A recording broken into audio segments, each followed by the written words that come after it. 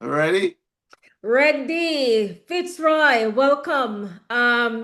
Share with us your journey from Jamaica to where you are right now. I want you to tell everybody where you are right now.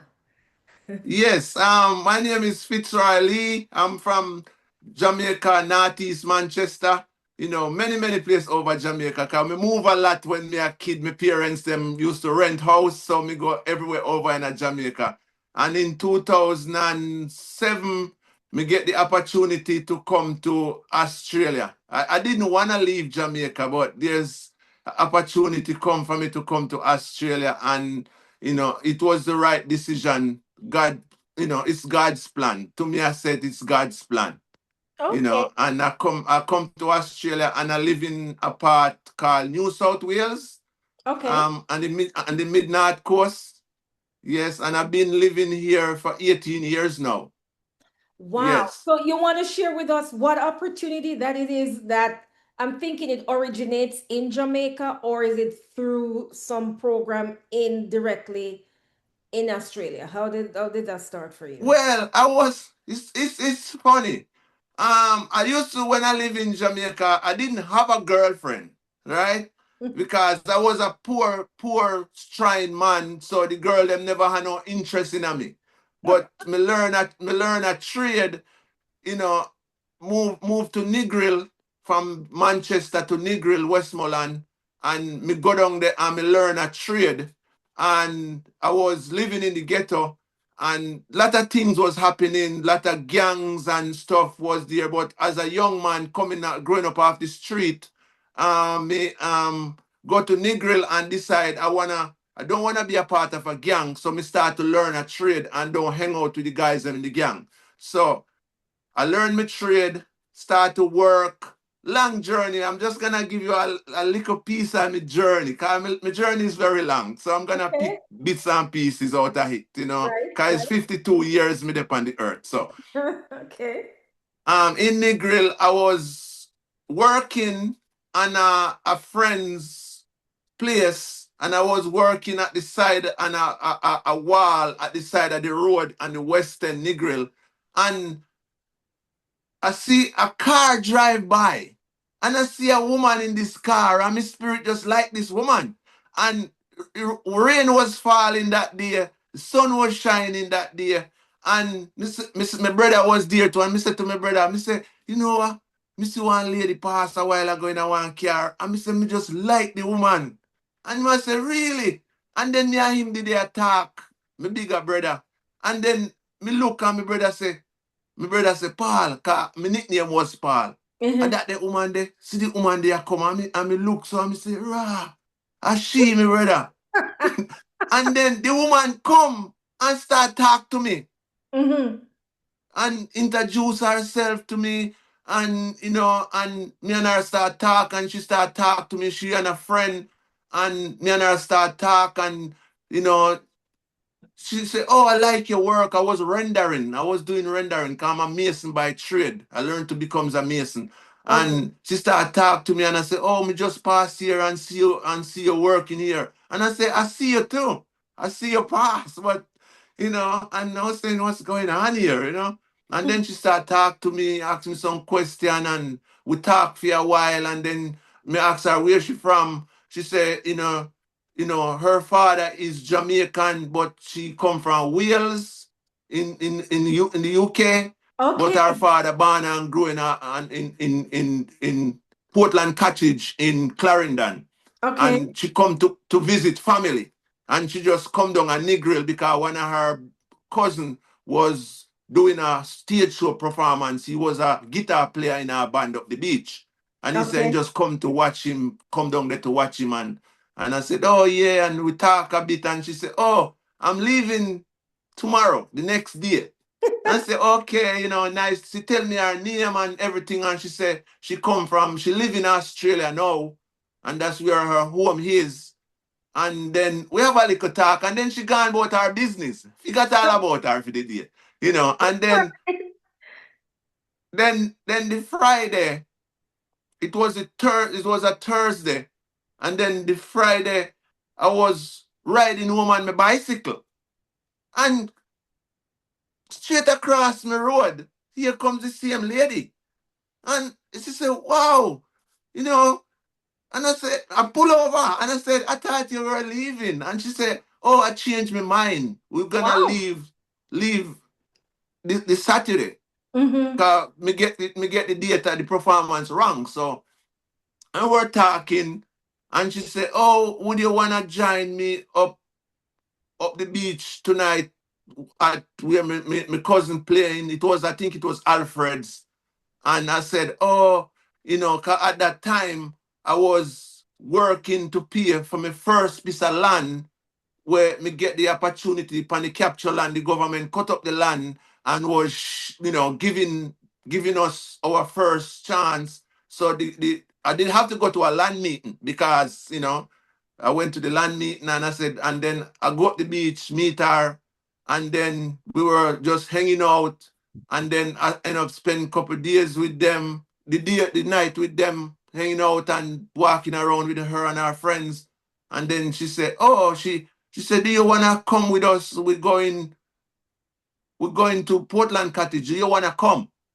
And I said, yeah, because I have nothing to stop me, only my dogs at home.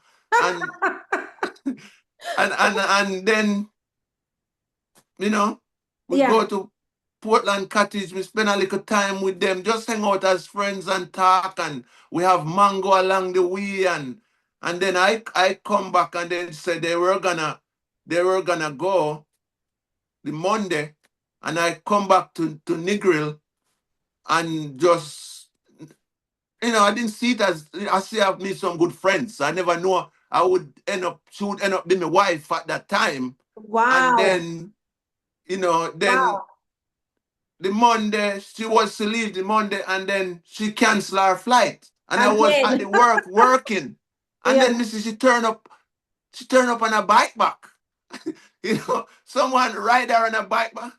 I was dreaming. I said, this lady is just not leaving, Right. you know? And then that's how it goes. And then, we becomes lovers So over a let me little ask you time. this. How old were you at that time? Because you At tell us that you're time, I 50. was in my 30s.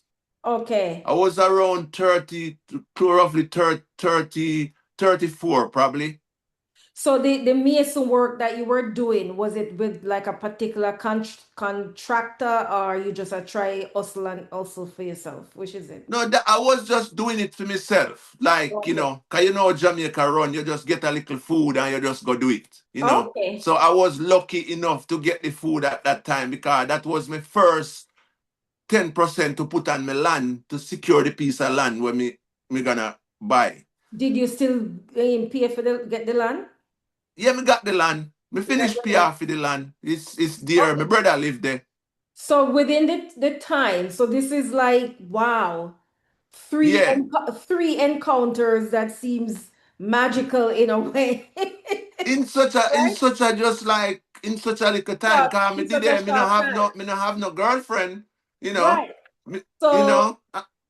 so between that time then, and then she eventually leave, right? But she have all your Yeah, she leave. information. She leave. I take her to the airport, you know.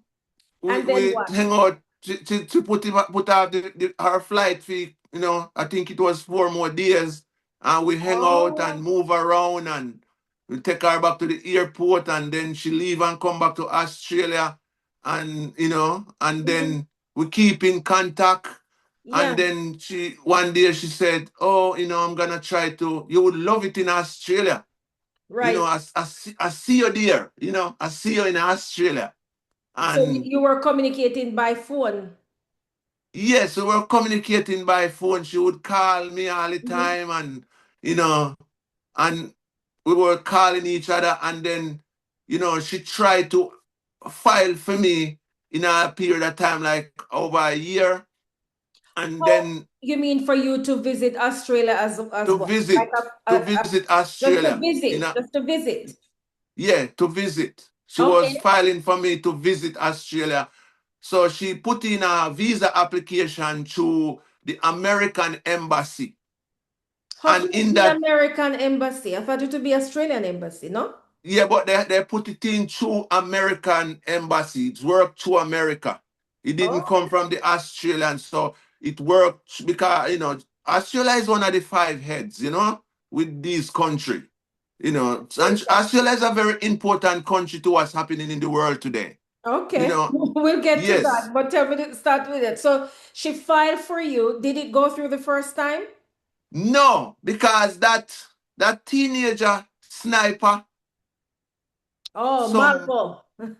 that little teenager sniper there, because Mal that was happening at the same time, and he was a Jamaican. They so every deny me. Jamaican now is a terrorist all of a sudden, right? Yes, they deny me that opportunity. Oh my God. And then she come out there. She come and she say, it's not gonna work. This, it's, and then she decide to put her life on hold. And she said, I'm gonna come out and spend some time with you in Jamaica. Oh wow. And So yeah, this, and then let me see if I get the year correctly. Because Malvo was arrested. This was in the early 2000, right? yes, Okay. yes, it Uh-huh. was the Okay. early 2000. Mm-hmm. Yeah, Okay.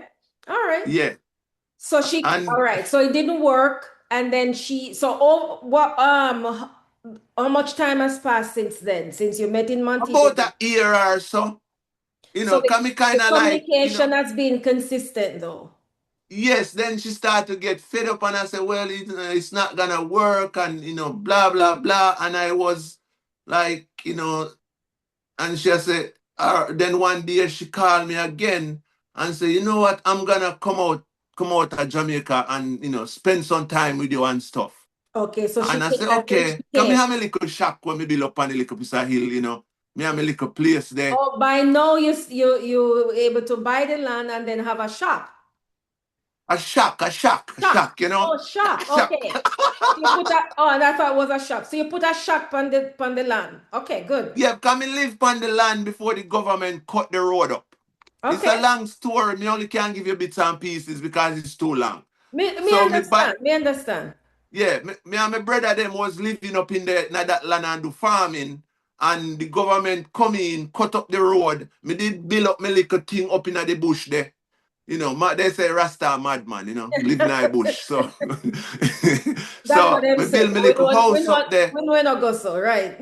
Yeah, and me have my dog them, and then before she leave, me did take her up on my little shack, my Right. little, yeah, my little cabin up in the hill.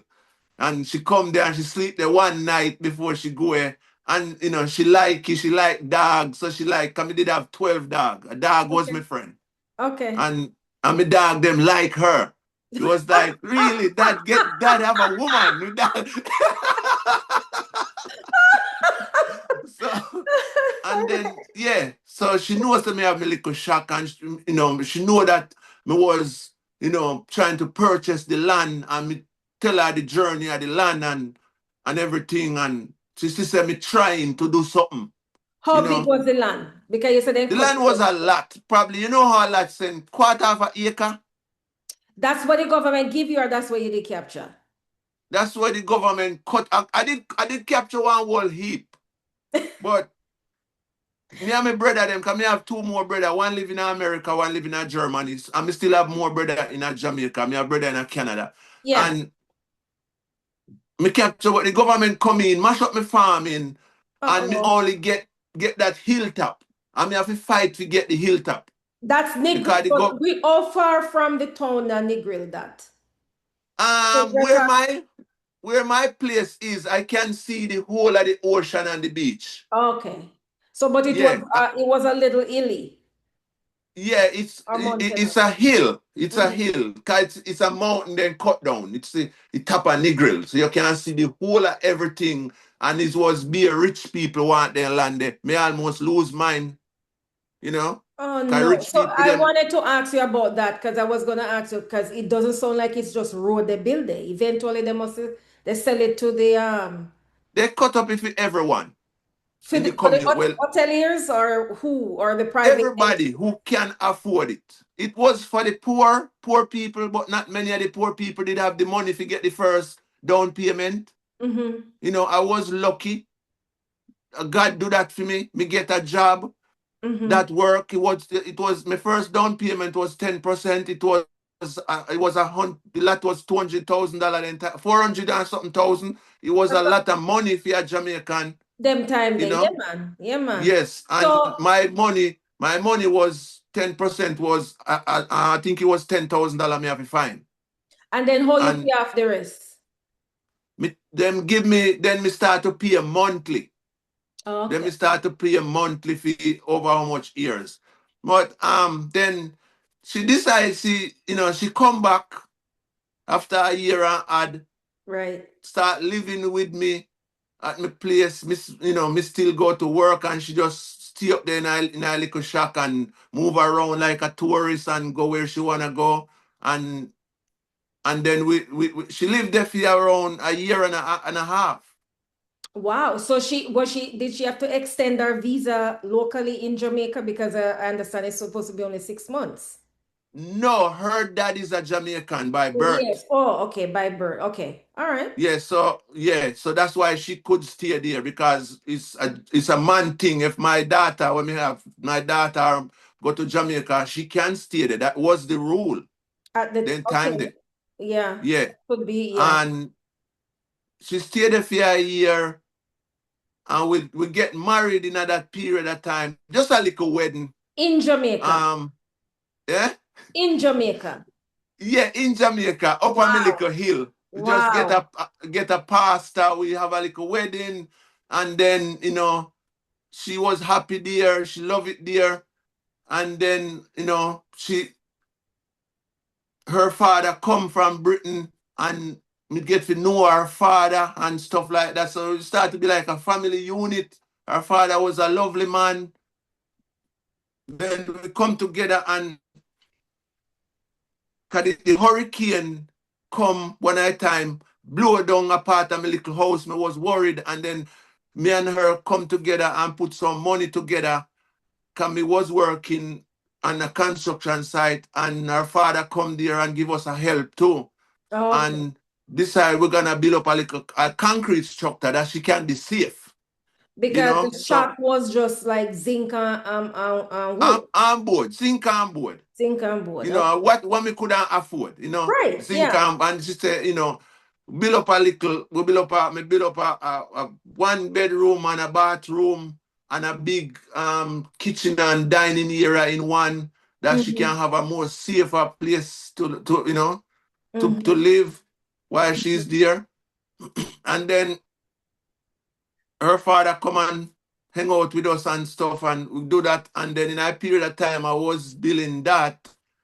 She went back and again to because she have a house here in Mm-hmm. Australia, Yeah. and then she went back. She rent out the house, and the people them was trashing it.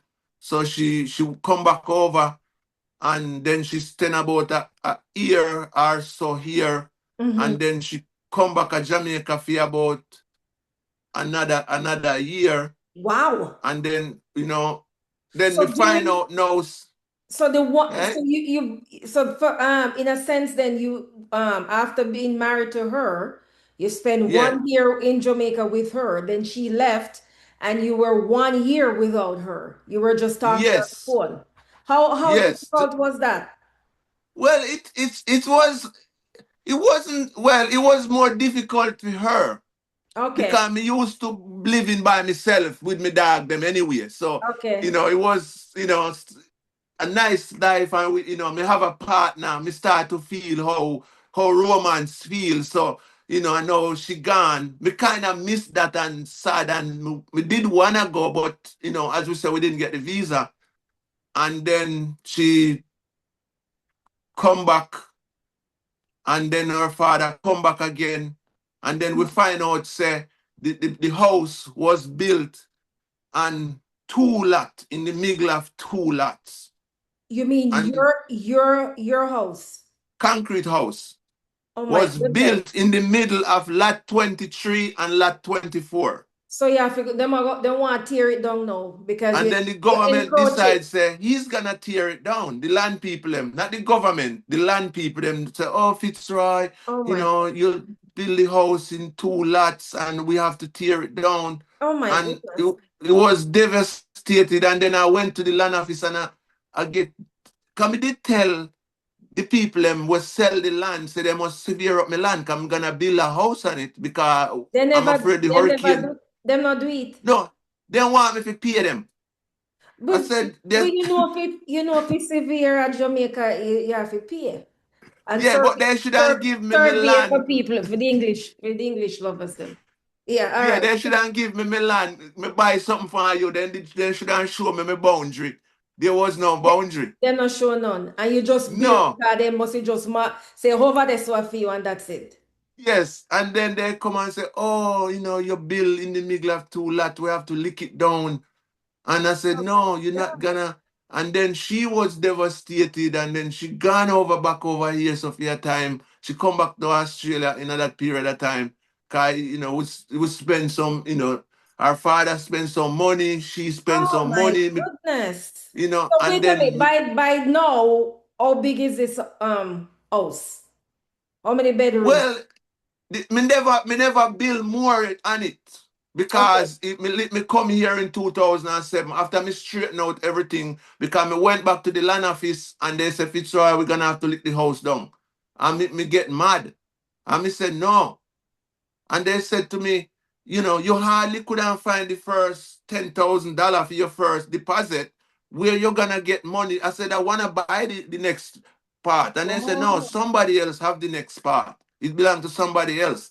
And I said, well, if that person already have a house, you can't lick down my house for a person who already have a house.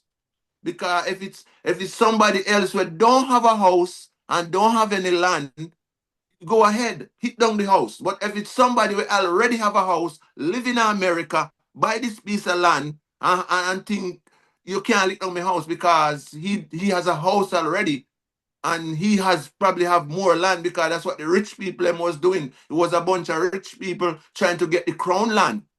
when you say rich people, are you talking native Jamaican or just foreigners? No, just like rich. Doesn't Foreigners? matter where they're from. Oh, no, okay, okay. It doesn't matter where So, they're from. They have everything already, and I didn't have anything. did you And have so I legal give them, representation? eh? Well, I'm thinking you couldn't afford legal, like a lawyer.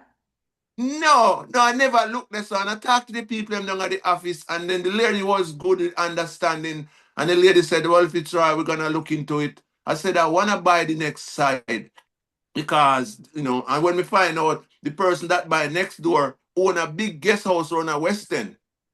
So it was a rich person buy next door, Mm-hmm, and he already have a home. mm-hmm. And they were devastated too. They come there and threaten me. They send people come threaten me and stuff when they realize what happened. And then Yeah. the authority, the land authority, decided to say, they call me one day and say, Fitzroy, we're gonna sell you the land, but this time it's gonna be $740,000. It's almost double. Cause the first one was for Oh, something, for yeah, 30. yeah. And Wow. now they said, and then me have to find 10% of that. Yeah, But my father-in-law step in and he put on the 10% for me and my partner. And we go ahead, and then now the land becomes 1 point something million instead of just 430,000. And but we no, go it's ahead. yours. But no, both Yes. of the lots are yours. Okay, did you put at least now put a fence around it and get the survey? Yeah, it fence up survey. They come in after and put peg in it when the confusion come. Me go down at the office and me say, no, cannot sell people land and don't show them boundary. That's wrong, Yeah, you yeah. know. And expect people must go and get a severe, because the severe them was working on the road and not doing their job properly because they Right. were severe up there to do the job, but they're doing that to get money undercover from people. It was like they're Oh, scamming the people. The severe them was not doing the government job. They were getting paid from the government, and the contractor whatsoever. They were working on that, and they were getting their wages every week, and at the same time they were going around not doing the right thing, and then you have to pay them again. Undercover. Yeah, yeah. The undercover. Okay. How long this take to work out then, if it's right? Since the whole debacle with the It it survey. take it take around it take around couple of years, Wow. and then yeah, then we So move. during that time, your wife was still going back and forth, or Yeah, she was going back and forth, and after me straighten out the land, and her father come and when me call him and say, oh, they decide to sell me the land, and then she come over, and her father come over back, and then she come there, come spend another year, and then I moved to St. Anne's Bay because I was working with the Rio Mason, and they were traveling around doing big building big hotel, and I was working in the work this time was in St. Anne's. And mm-hmm. then, you know, I used to work and support her. I never used to live off of her. Like, I was the man that provide for her anything she want, me buy the grocery, me pay the bills, you Right, know, I wasn't feeding off of her. I right, was, yeah, being a man provide for her. And right. I said, my job finished, and me get a job in St. Anne's. And she said, oh, great, we could probably go to St. Anne's and rent a house down there, just see a different scene. Because in Negril, it was, people is very jealous, and they start to like throw iron farm around, through iniquity smell, and then you will feel weak and you will feel drowsy, and then it start to sick her out, Who you was know. throwing who was throwing the powder? Just bad mind people. What you think them are trying to do? They might just try to mash up my life. That's me not move forward. Cause they see me I build the house, and people get jealous cause they know so me never really have nothing, you And know. you think, and also because the relationship looking solid. Yes, and they're doing things to try and mash up my relationship with her. Cause that's how many Jamaicans don't really know anything, yeah. But if you talk about certain things, many people will say Lula Le, but it's reality. It's Okay. reality. Yeah. So And then the fact that you're in the woods though, in the mountains there, are you saying that the people them surrounding, or when you go down on the road, the government cut up the road. mm-hmm. So people start come through because road make. All The right. government make road everywhere now. And So people some start people were coming. even capturing land too. People was still capturing land. People was gangster was selling off land to people when it belongs to them. So it becomes a busy place. All right. And So yeah, yeah, you take people up with bad energy come in. did you make the plan with your wife then to move to Saint Anne to rent the place? Yeah, with this I said we're gonna go to St. Anne's, and she said, all right, we go to St. Anne's and you can work down there, and it will be probably different for me. It's a different place. And we went to St. Anne's, look for a house to rent down there, and we find a house down in a one place called New Grung Okay. in a St. Anne's Bay, Lime Hall, New Grung. Lime Hall, New Grung, and we like it because there was a lot of coconut tree. It was like a village. This little old lady, Cuban lady, she live in Jamaica for years, named Miss Gonzalez, and she Mm-hmm. have this beautiful home with all. It was very cold down there, Mm-hmm. cool. And Mm-hmm. Jamaica was too hot for her. So Oh. yeah, so by going there, so now she really love it because it's cool, Mm-hmm. and all of the fruits tree, mango tree, everything was there. And it So was she, like a she little have heaven. more than one property on the land, is that belong to She her? got more than she have a like a village. She really like a Oh. village. She have lot of little cottage on the land where she rent to Oh, people. I see. Yeah, Okay, yeah. wow. So who now take I live at your property in the mountain? My brother lived there. My Oh, with the bigger dog, brother lived there. did you able to take the dogs in with you? No, my dog, them people poison them off. And when me leave one me did have left, and he stay with my dad. Oh, that 12 dog. yeah, people just keep Oh poisoning them my off because gosh. you know people set poison for them because when they can't get you, then try to destroy the animal them to get to you Oh my because goodness. the dog them will like watching the place and then can't get to come there. So then come Right. and then poison piece of meat and they chuck it around the place and the dog them eat it Oh and my die. goodness. Yeah, Wow. That's a horrible story, Fitzroy. it is. So Wow. All so right. So now you're in Senton with your wife at Miss Gonzalez's place. What's going on there? yeah, so we did it and I work.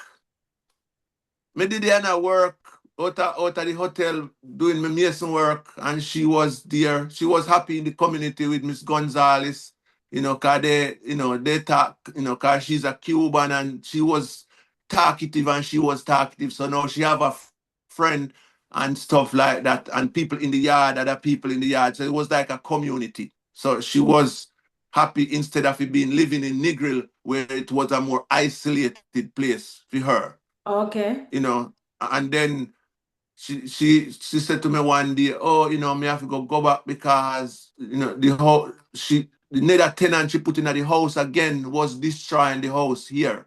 Mm-hmm. So she left and come and then she decided we're gonna file again. Mm-hmm. So this is how And many years by how many years now? that was like 5 years. Okay. A lot Five happened in five 5 years. Wow. yeah, about 5.5 years. And you're still going strong, you and her. Yes. Mm-hmm. Yes, Okay. 5.5 years. And then she said, oh, we're gonna file again. And then this time we filed through Canada. That's And then interesting. I'm gonna have to dig up some information on that. I can't. Is it because I'm trying to understand it's the the there's no Australian Australian consulate. embassy. Oh, the Australian there's no Australian embassy in Jamaica, so you have to file at the. No, Okay, it has to be filed at the closest one. Okay, now I got it. yeah. All right. So Okay. this time she filed it at the Canadian Australian embassy. Okay. Okay, that makes And sense. then this time then they said okay, and they send the rules and the revelation what me have to do and the process what me have to go through. So they decide say me have to send them some of my blood. So so but they said me either have to take the blood in America or me have to take the blood in Cuba. So I went to Cuba, go take some of my blood to send to them. Why you couldn't take the And blood of Jamaica? What's the problem? they didn't want Jamaica didn't have proper place Oh, for these type of okay. bloods. So what Cuba have it.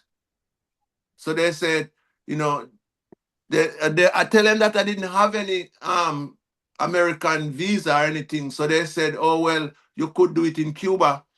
Cause we write back to them and they said you could do it in Cuba. Cause So we you was were a able bit to get worried it then done. when yeah, and they said, oh you can't do it in Cuba because you can fly from Jamaica to Cuba. Cause you can't fly, you could fly, come to Jamaica and fly to Cuba. Them the time. I don't know if Right. it still can happen now, the whole Mhm. world around. And then I fly to Cuba, then do my bloods, spin it in a machine till it turn yellow, and lock it up in our little thing, put in our envelope, and give it back to us, and we post it off to them. So you and your wife And were Cuba. yeah, But Miss yeah, Gonzalez is Cuban, so she probably know giving us some information too. yes, she did that because she's ex-Cuban, so Yeah. she knew a lot of things. So at that time, my wife was talking to her, so she get a lot of where the place them is and where, Right. and she give us some experience in it. All And right. So now you get your vial of blood and you head back to Jamaica. You send, because you didn't mail it from Cuba, you mail it from Jamaica. yeah, I think it's the Cuban people that mail it off, if I Oh, really yeah, you're remember. right, because they no trust to give it to you. They don't Yeah, the want it Cuban people contaminated. and put it in Okay. an envelope, give me a package, give me to sign something, and then they send it off. All right. And yeah. And And then so, me not hear from them for around 3 to 4 months. And okay. then then she fly out and gone back. She do that, fly out and gone back. And me not hear from them for a while. And then one night the phone ring. Well, one night me vision how me floating in the sky. I'm just saying. And me dream see like Buck Up Square in past Christiana, Coleyville Square. Okay. Me dream see a whole bunch of people gather around me. But in the crowd, me only could have make out me great grandmother. Cause me know my great grandmother when she was alive. And she And had passed. Okay. Uh-huh. and she passed away. But in this crowd of people, when me see in this buck up square, the only one I could recognize it was my great grandmother. Like they were cooking a feast, like it was a big feast cooking. And me said to my father, and me tell my father the dream. And my father said to me, say, are your people them, man? Are your people them? With You that. know? He said it's my ancestors. He Oh, said okay. it's Okay. guys, my great grandmother me recognize and me tell me say, Daddy, me get that dream last night, me dream how me I fly and me dream to this heap of people in a book up square like them keeping a party and the only person me could recognize was Miss Raslin. And Mm-hmm. Daddy said to me, say, are your people them? Are you Miss Raslin family them? Are your people them? And Okay. me say, okay. And then me realize, me said to myself, say, you know what? In my dream, me say, me I go get through. I Because it get, sounds like a celebration in a way. I send me off. Them are saying, yeah. Yeah, me Yeah, know. And them time everybody used to show up at airport, right? yeah. Me say, I send me off. Cause it was big cooking and big celebration in a buck up square. And me realize now, I'm looking at it, and my father say, and me I say, me I go away, Me never really want to left Jamaica still, But me have to come to the terms, say me I go away. Cause even the first Okay. time me never So get tell the me why you visa, me never was want to live. happy. Tell me, Hey? tell me why you never want to leave Jamaica. Me just a Jamaican, you know what? Even though all these things was happening to me, Yeah, with the powder and the poison and with yeah, you still you okay. know, me was just a Jamaica. Me did make a swear to myself say me nah go left Jamaica. When all of my family them I say they want go foreign, my brother them want go foreign. And me I say no sir, me nah no way no better than yard. Me nah left Jamaica, Right. And All right. then then me get a phone call. Say me need to get me police record. Okay.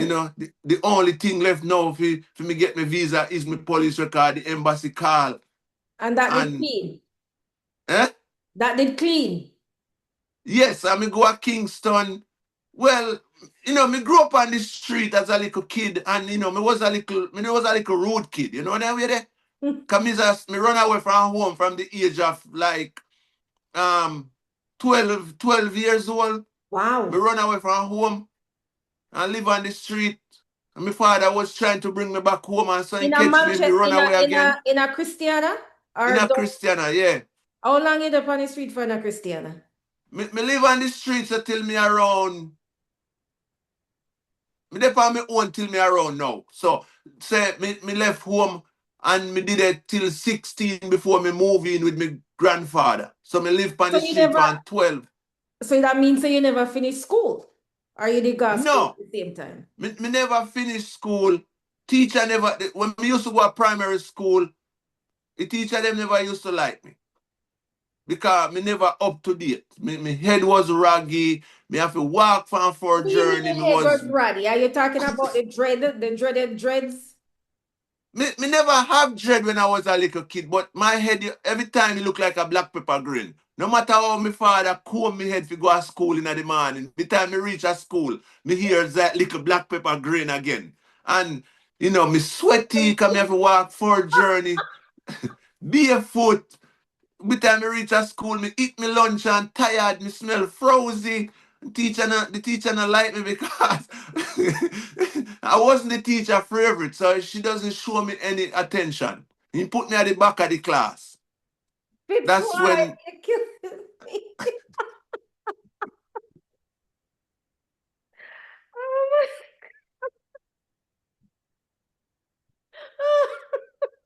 Yeah. She used to like Gaynell Thompson and Enid them and in time she said, me need help. And me said to the teacher, oh, teacher, me need some help. The Uh-huh. teacher would say to me, say, go sit down.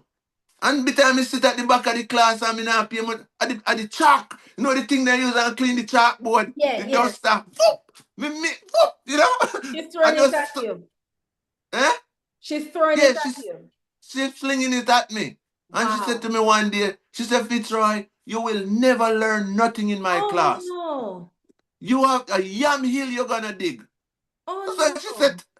Yeah, that's what she said to me. She said, one good teacher me have, man. Both of us is a little lady from down a Malta named Miss Thompson, one little slim teacher with afro hair. She was make me feel like cry. She was my best teacher. Because she never treat you that way. I should have said those things to No, you. she would teach me to sing. She would take me out of the classroom. She was my best teacher. She would carry me to sing under the big tree, them and song like we no drink coffee, tea, mango time.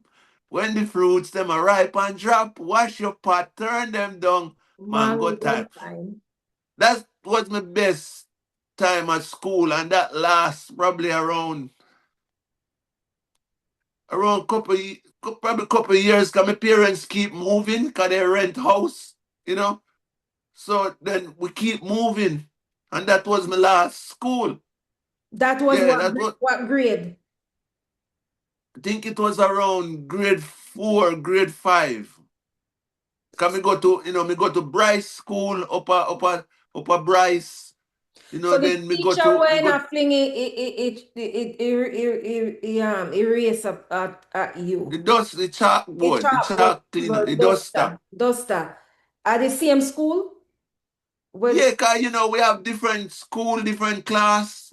oh, so same school And but different class. Okay, so but this new yeah. teacher, what's her name But again? one teacher used to treat me good whenever me go to her class. And What's your name again?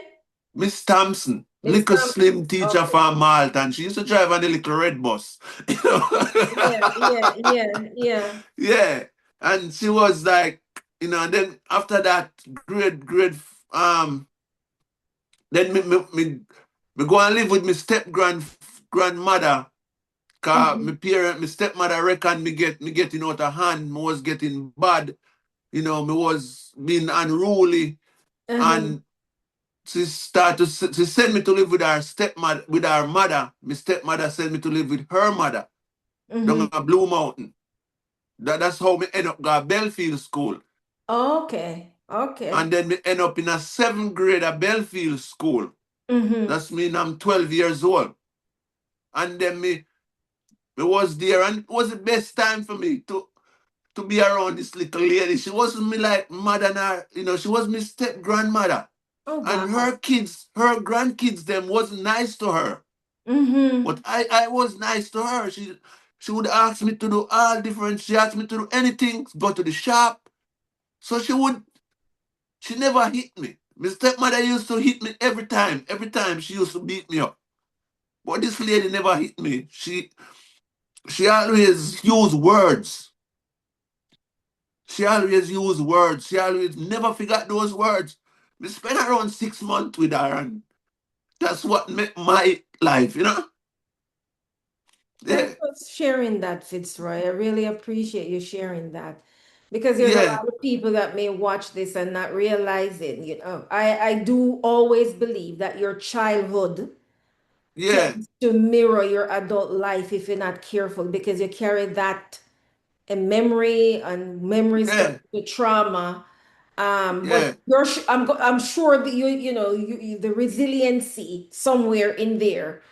yeah, So the story is you get you because you run away from home, you're on the street, the teacher was not being nice. You do find someone who was being nice. So those different yeah, kind of dynamics and the experiences have really cut through you in some ways. So now you're at yeah. Belfield School. Were you able to finish? Well, well, me used to have a bigger brother. My bigger brother named Peter. Mm-hmm. And he gone, my stepmother sent him a family school. My stepmother used to beat we up. He run away. She said to us, either we left the yard or she's gonna kill us. Wow. So my brother ended up at military school when he was around 10 years old. He get locked up when he was about 10 years old too. Oh, Yeah. wow. And then And the police so them. how old he was older? Old were you at that point? You said. I was 9, cause we're 1 year apart. Okay, 1 year apart. So when he Yeah. went to military school, you never get to see him again, or were you No, able and we were close. He was my bigger brother. We used to hang out. Yeah. And now I don't have him anymore. what happened? Yeah. I don't have him anymore. I was the one under the struggle. My stepmother turned on me because he never used to like my brother. I know my brother gone. And she turned on me. And then, me start to run away like what my brother used to do.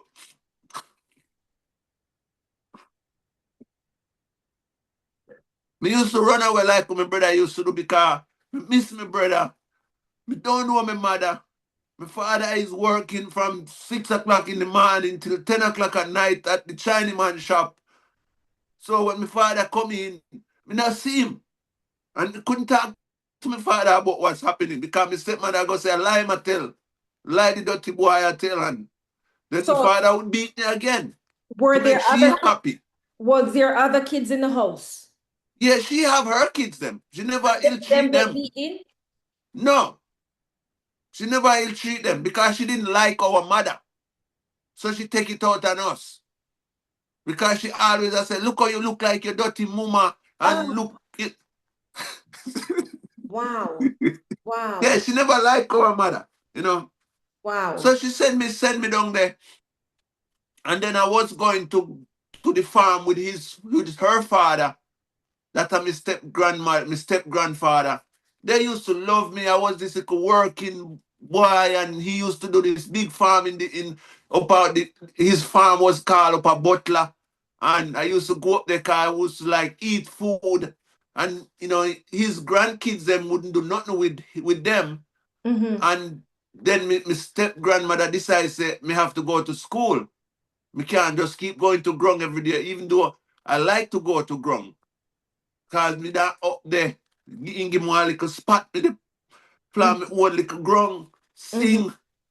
sing, and he said to me one day, he was a music man. Even before I didn't recognize, it was just a habit, and he said, oh, me sit down here every day, and hear you sing. You're such a happy, happy little boy. I don't know why people say you're a bad boy. And Mm-hmm. to me, you're such a joyful little kid. I listen you here, you make me feel so joyful in the bush. Here, it's like you're a good company. And Mm-hmm. then my step grandmother said, no, me have to go send him to school because I can't keep going to ground. And my step grandfather was saying, no, I'm gonna miss him because he's such a helpful person. Such good You know? company. Mm? Good company. Yeah. Cause his grandkids them not helping him. They don't like him. Wow. And my step grandmother started send me to Belfield school. So me going to grade 7. Me Mm-hmm. still remember my PE teacher. He was a good man to me. Mr. Parkinson. Okay. His name is Mr. Parkinson. So the people them are good to me, me remember them. you know. Yeah. He Yeah. was really good. He was a PE teacher and he was a good teacher. And then me did start go to this school there. And then one day, my father used to come look for me around there. And then my father lose in job. And then my stepmother, family them decide say, my step grandmother need to send me back because they no want, because they all live at home. And my father used to work at the Chinaman supermarket and he would carry in all the big box, big old, sud seal box. You know those box Yeah. with the Yeah. soap Yeah. and the sud seal. Yeah, Yeah. those big box full of grocery Grocery. Yeah. and sugar, rice, because them the people that only have like yam and banana, breadfruit, so cassava, cocoa, and they sitting there. They used to have. So when my father started to bring in all these big bags of sugar, rice, flour, oil, it made them happy. So And now my they father don't want to losing share work. it. Eh? So why they My want to father send you? losing work. Mm-hmm. The father losing work at Malco Young supermarket. He used to work at Malco Young supermarket wholesale in Christian, and he losing job. And then they said my stepmother, brother and sister them will live at the house. They said, oh mama he can't stay here, because we're not gonna take care of him. So our Wow. mama said, no, he's not a trouble, he's just making stay. Cause she becomes attached to me too, because they never like her. And they send me back. You're talking about your stepmom? My step grandmother, my stepmother, mother.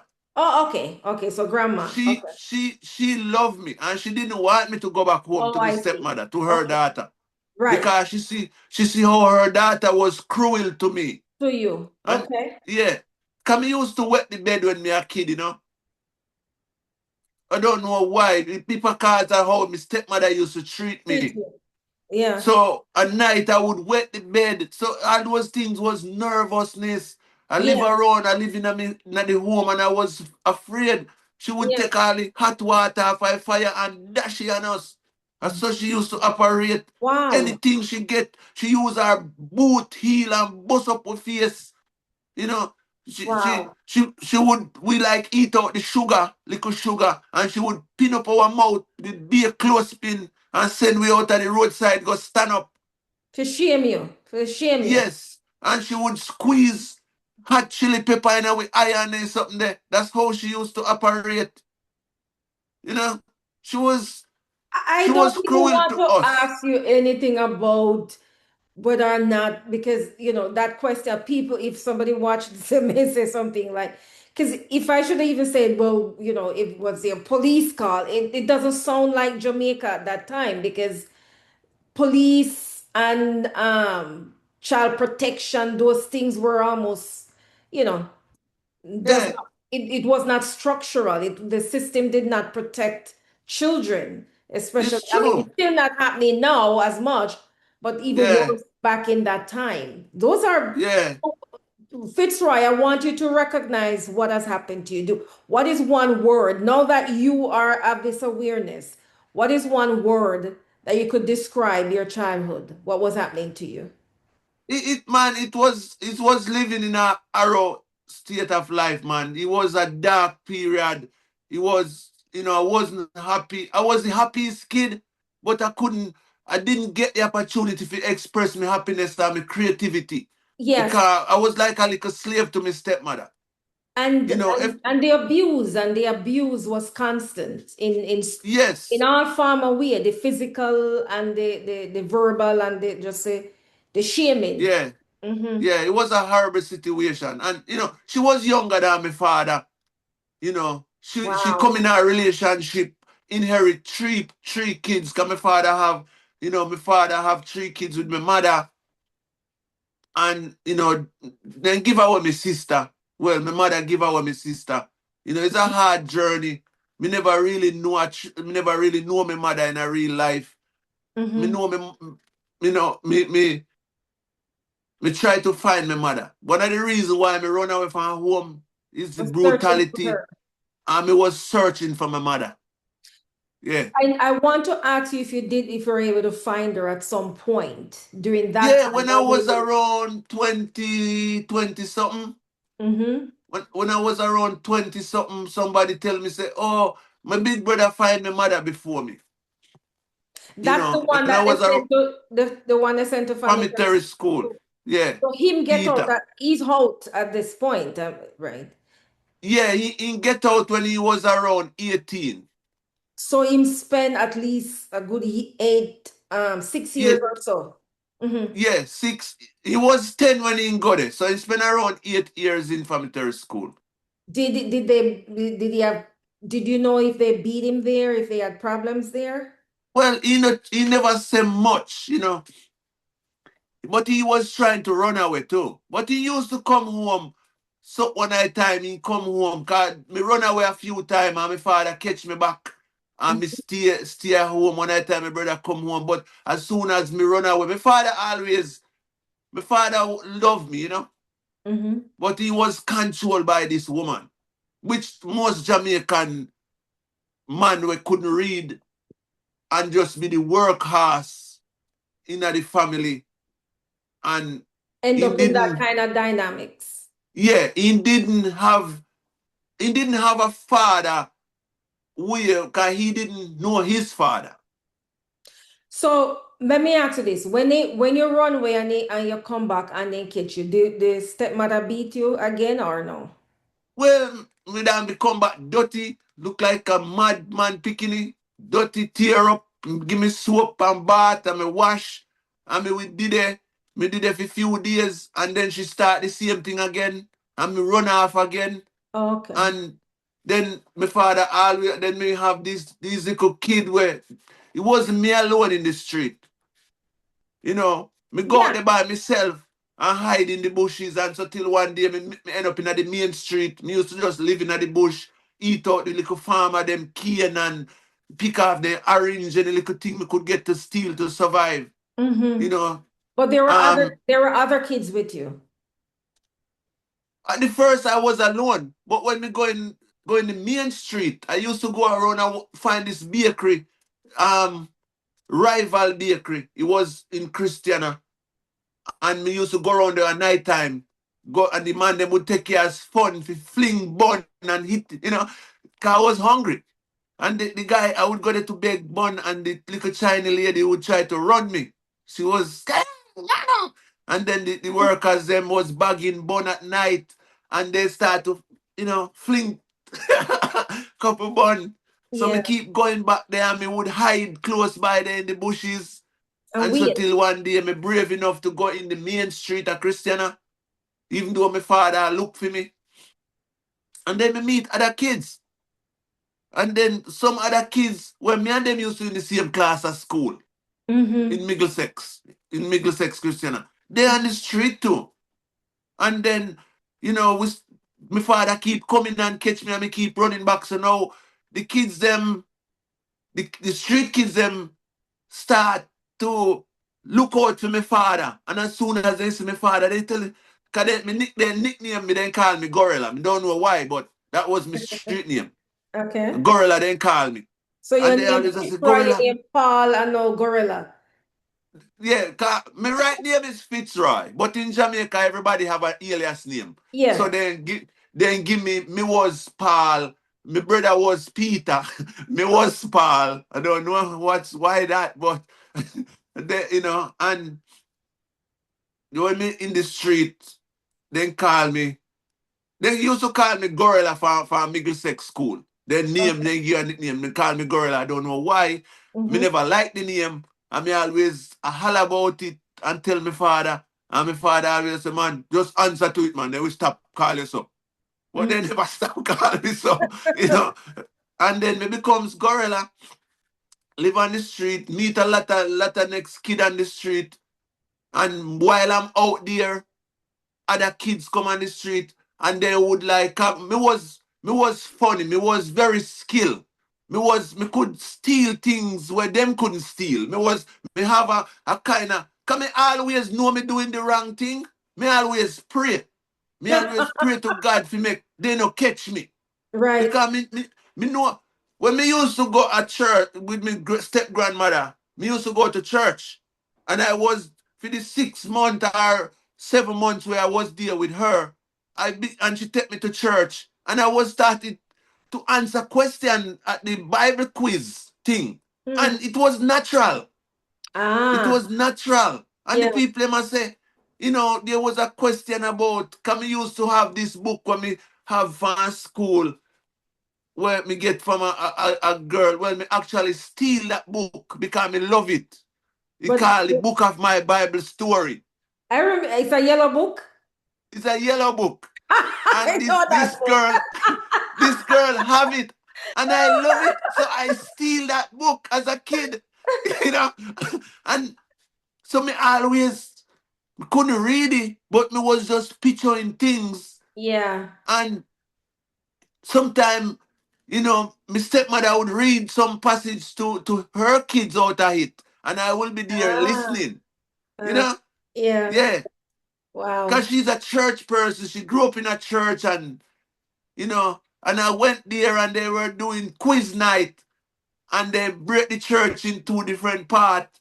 And I was on the other side, and nobody could then ask a question about, David and Jonathan. It was something to do with David and Jonathan. And Jonah and the fish. No, But no, David, Saul, yes, David, King David, and Saul's son when named Jonathan. yes, yes. They were Yes, they were friends. Yes. yes. So Mm-hmm. they start to ask question, and nobody couldn't answer the question, and then me put my hand up, and then me get one of the question right.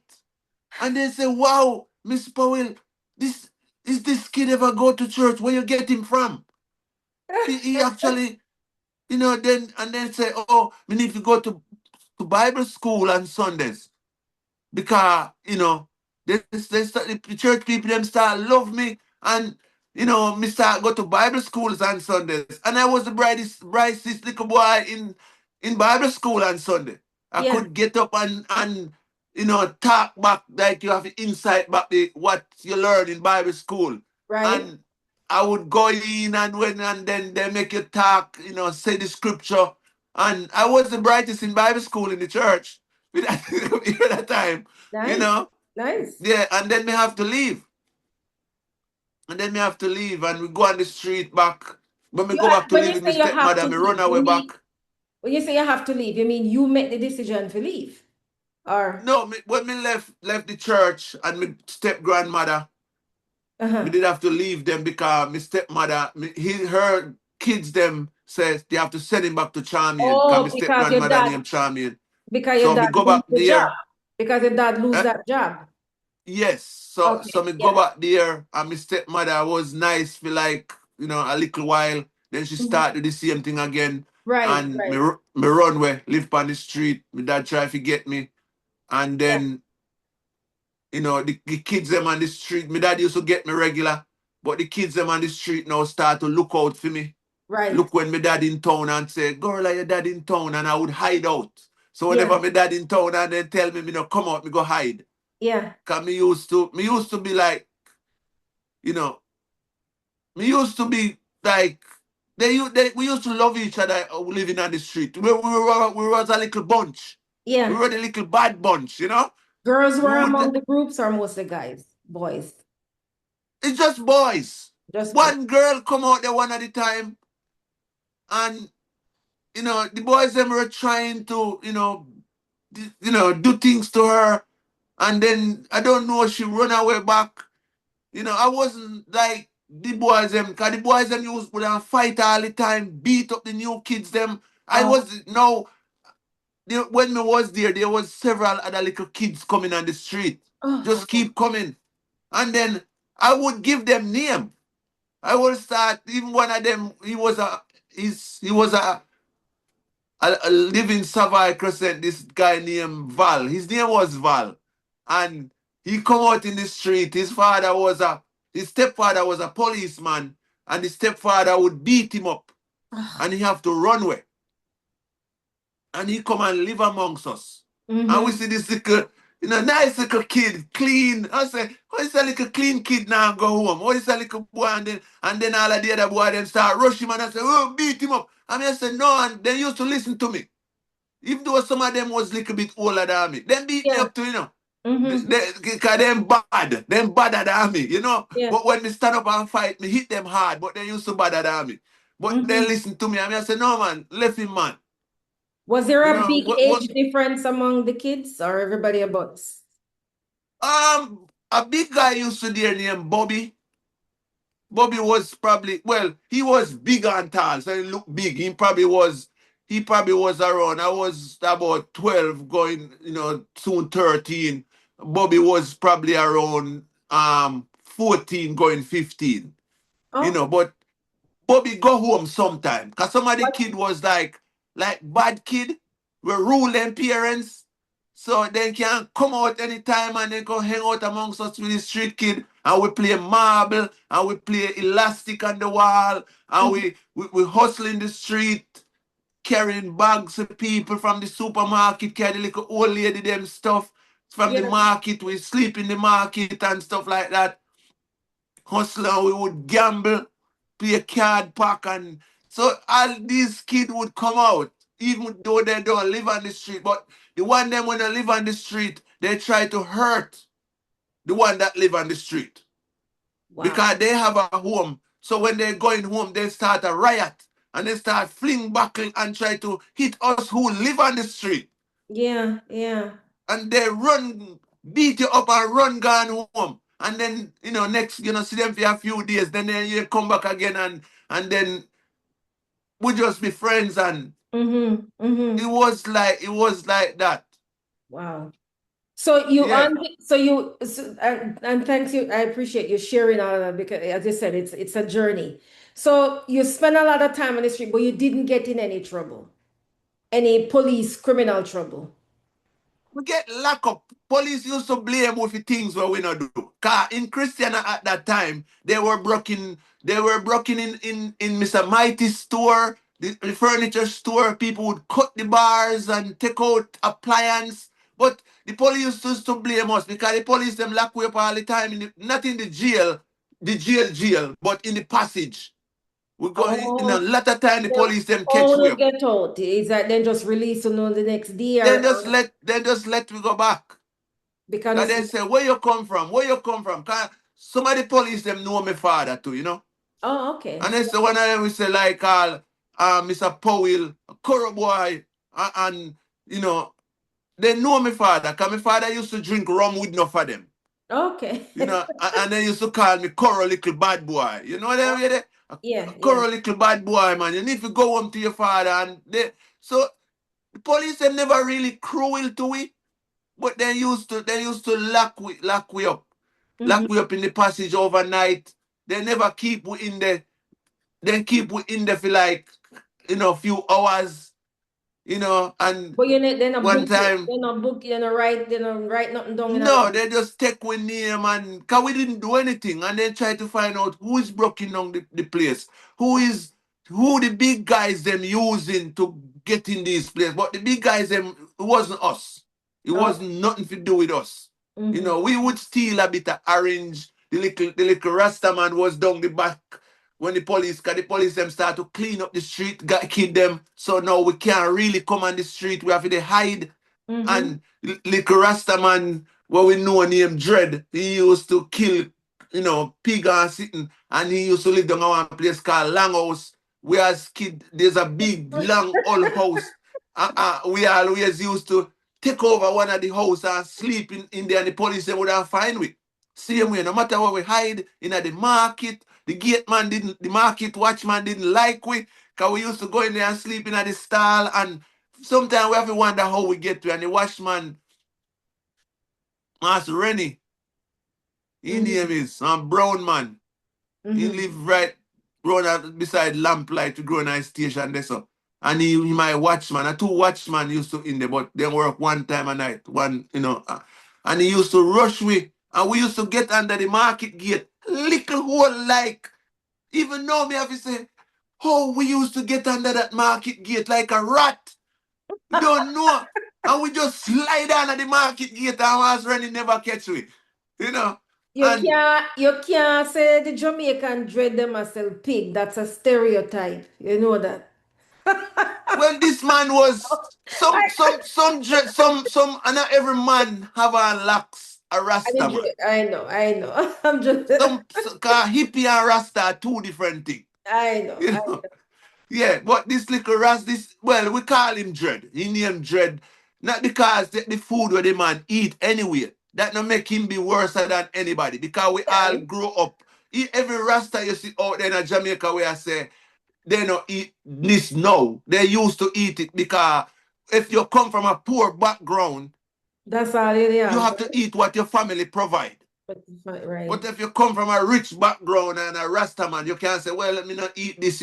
But You have options. Rasta man, where I come from, where me I come from, we have to just eat what our parents feed with. We never used to, some of my food never have no nutrition in it. We just get a belly full. We belly was full, but we still starving. Yeah. Because we wasn't getting any nutrients. from the So food. like Bob Marley, my belly full but me hungry still, right? Yeah, yeah. All right. So And it's go ahead. Keep going. and they lock we, then we lock we up. So one and question we and they find out we all have the same guy. It wasn't we breaking down the street.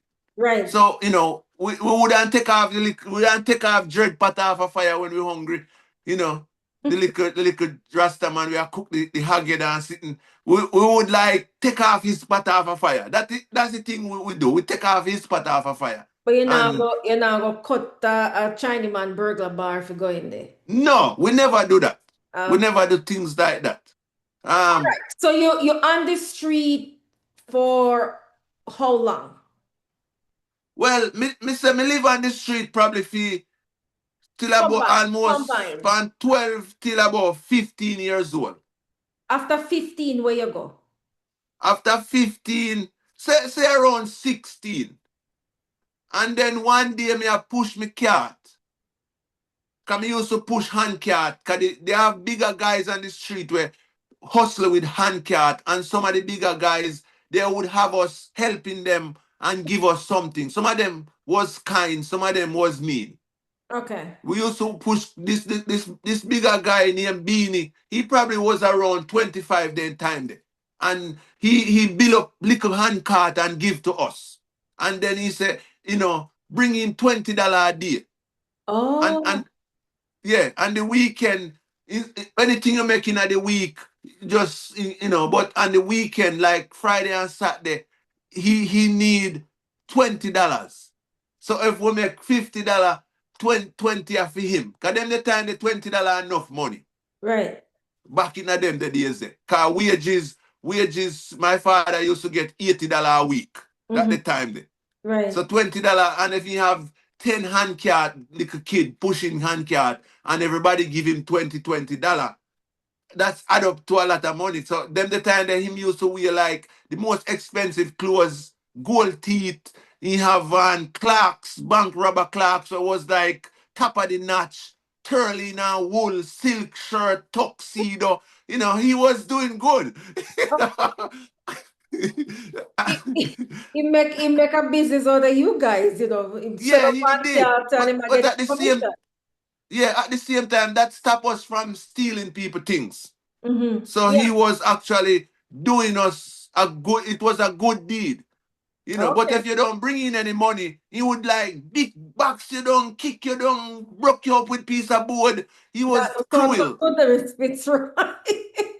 he, That's he was problematic. cruel. Yeah. So those things have been true, and then I Wow. was pushing my cart on one Saturday, growing at the bus park, and then you know, me meet this lady, didn't know her, and she said, "Oh, my name is Miss Dat." She get me to carry her stuff, and when me reach around there, she said, "My name is Miss Dat. I'm masking wife, your Mm-hmm. grandfather." Come and know me grandfather. People used to call him Dirty Shot, and he have this ugly Beckford truck driving through town all the while. And a lot of people know me grandfather, and people are say, "Girl, I see your grandfather Chuck there," Mm-hmm. And then Miss Dat said to me one day, me must if me wanna come and work with them. Mm-hmm. And I said, okay. Me tell my father, cause now, me was going 16. My father was start working at Vernon Chung Wholesale. So now my father not trying to catch me anymore. In come to terms that me not gonna stay home. So Okay. in try to get me a little work at the wholesale when I was working at the age of 15 Mm-hmm. during the week. So me was working at with the Vernon Chung people just at the age of 15 while I'm on the cart, pushing cart, and the weekend me work for around a year with Vernon Chung. Mm-hmm.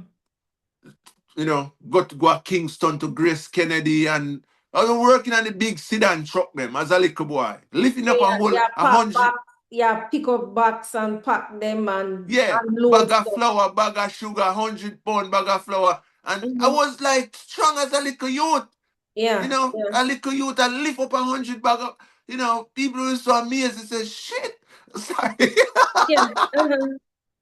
You know. Mm-hmm. And then Miss that introduced me to my grandfather. My grandfather, me go with them.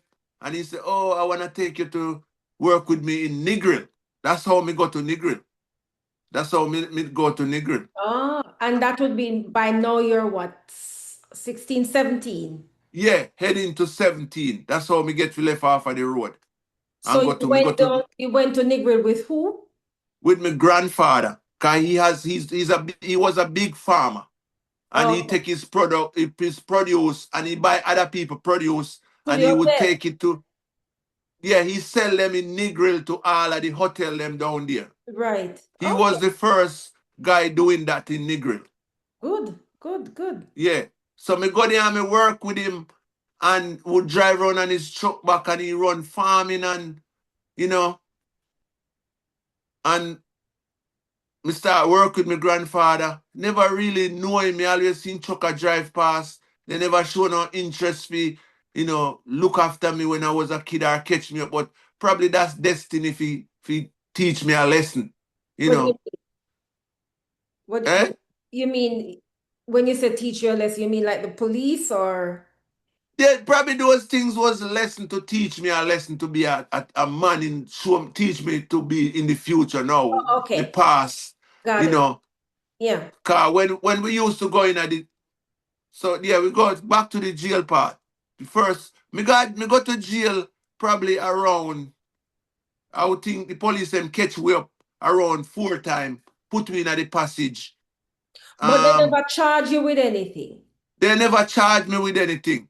And you didn't have to go in front of no court or they No not say you judge go nor family anything. or say you go family school. Yeah, they let me out back because we were little juvenile and they just put me in the passage and then the guys them lock up in the cell them and we used to see them in there and they were pretty skilled when we go there and we see how these prisoners live. So it was an experience to me too to learn. They Yeah, would have got it. used the new newspaper, put around the light and then it stay there and then fire come and they would make tea. They would boil tea in Wow. the in the lockup. They use the newspaper wrap around the light bulb and let it stay there. And then like one guy inside every ruler of the cell and he just have these little minions I run around and I say, Johnny, it's time to make tea. Catch the fire. Wow. I said, what am I catching fire with? And when me look, the other guy climb up there, wrap the newspaper around the bulb, left it there. And when me Wow. look, the newspaper catch a fire and drop down Wow. and then set up newspaper and boil tea. Mm-hmm. Get a little you have cans in there. Then a little So can like from even from the outside in the passageway looking in, you you can't see through realize, the grill because it's a grill. right, yeah, said So this is not for you. This life is not that life is not. yeah. Yeah. And then one day, one night time we go there, because they have guys that in the boss other people around. Right. So when the two cell up in, then put on a fight. Then put on two guys with a fight each other, one from this cell and one from that cell. And then the punch up is going on. What think when I guy near was and somebody else. Punch up is going on. It was dangerous. I mean, Wow. that was a lesson for me to learn and that was really bad. Yeah. When a guy get beat up really bad, but they putting it on. Like the guy that run that cell, and the guy was two cell, and Mm-hmm. the guy that run that cell. So the cell guy, them were enemies in the So jail. what they get out of it, it's not like they were exchanging money. It's just the power. Yeah, just power, it was just horrible. Yeah. You Wow. know, and then we go back, police let we out after that. As we said, we just going in the night when they catch we asleep anyway in the night, and by day, they let we out back. Sometimes Mm-hmm. they feed we, and just when prisoner food come, then just take out some and give to we, and Mm-hmm. then let we go. And, Okay. you know, and So then, so The most stable that you've been though is when you start working with your granddad, going to deliver food to the hotel, or is it when you start Yes, working at the supermarket? Which one? yes.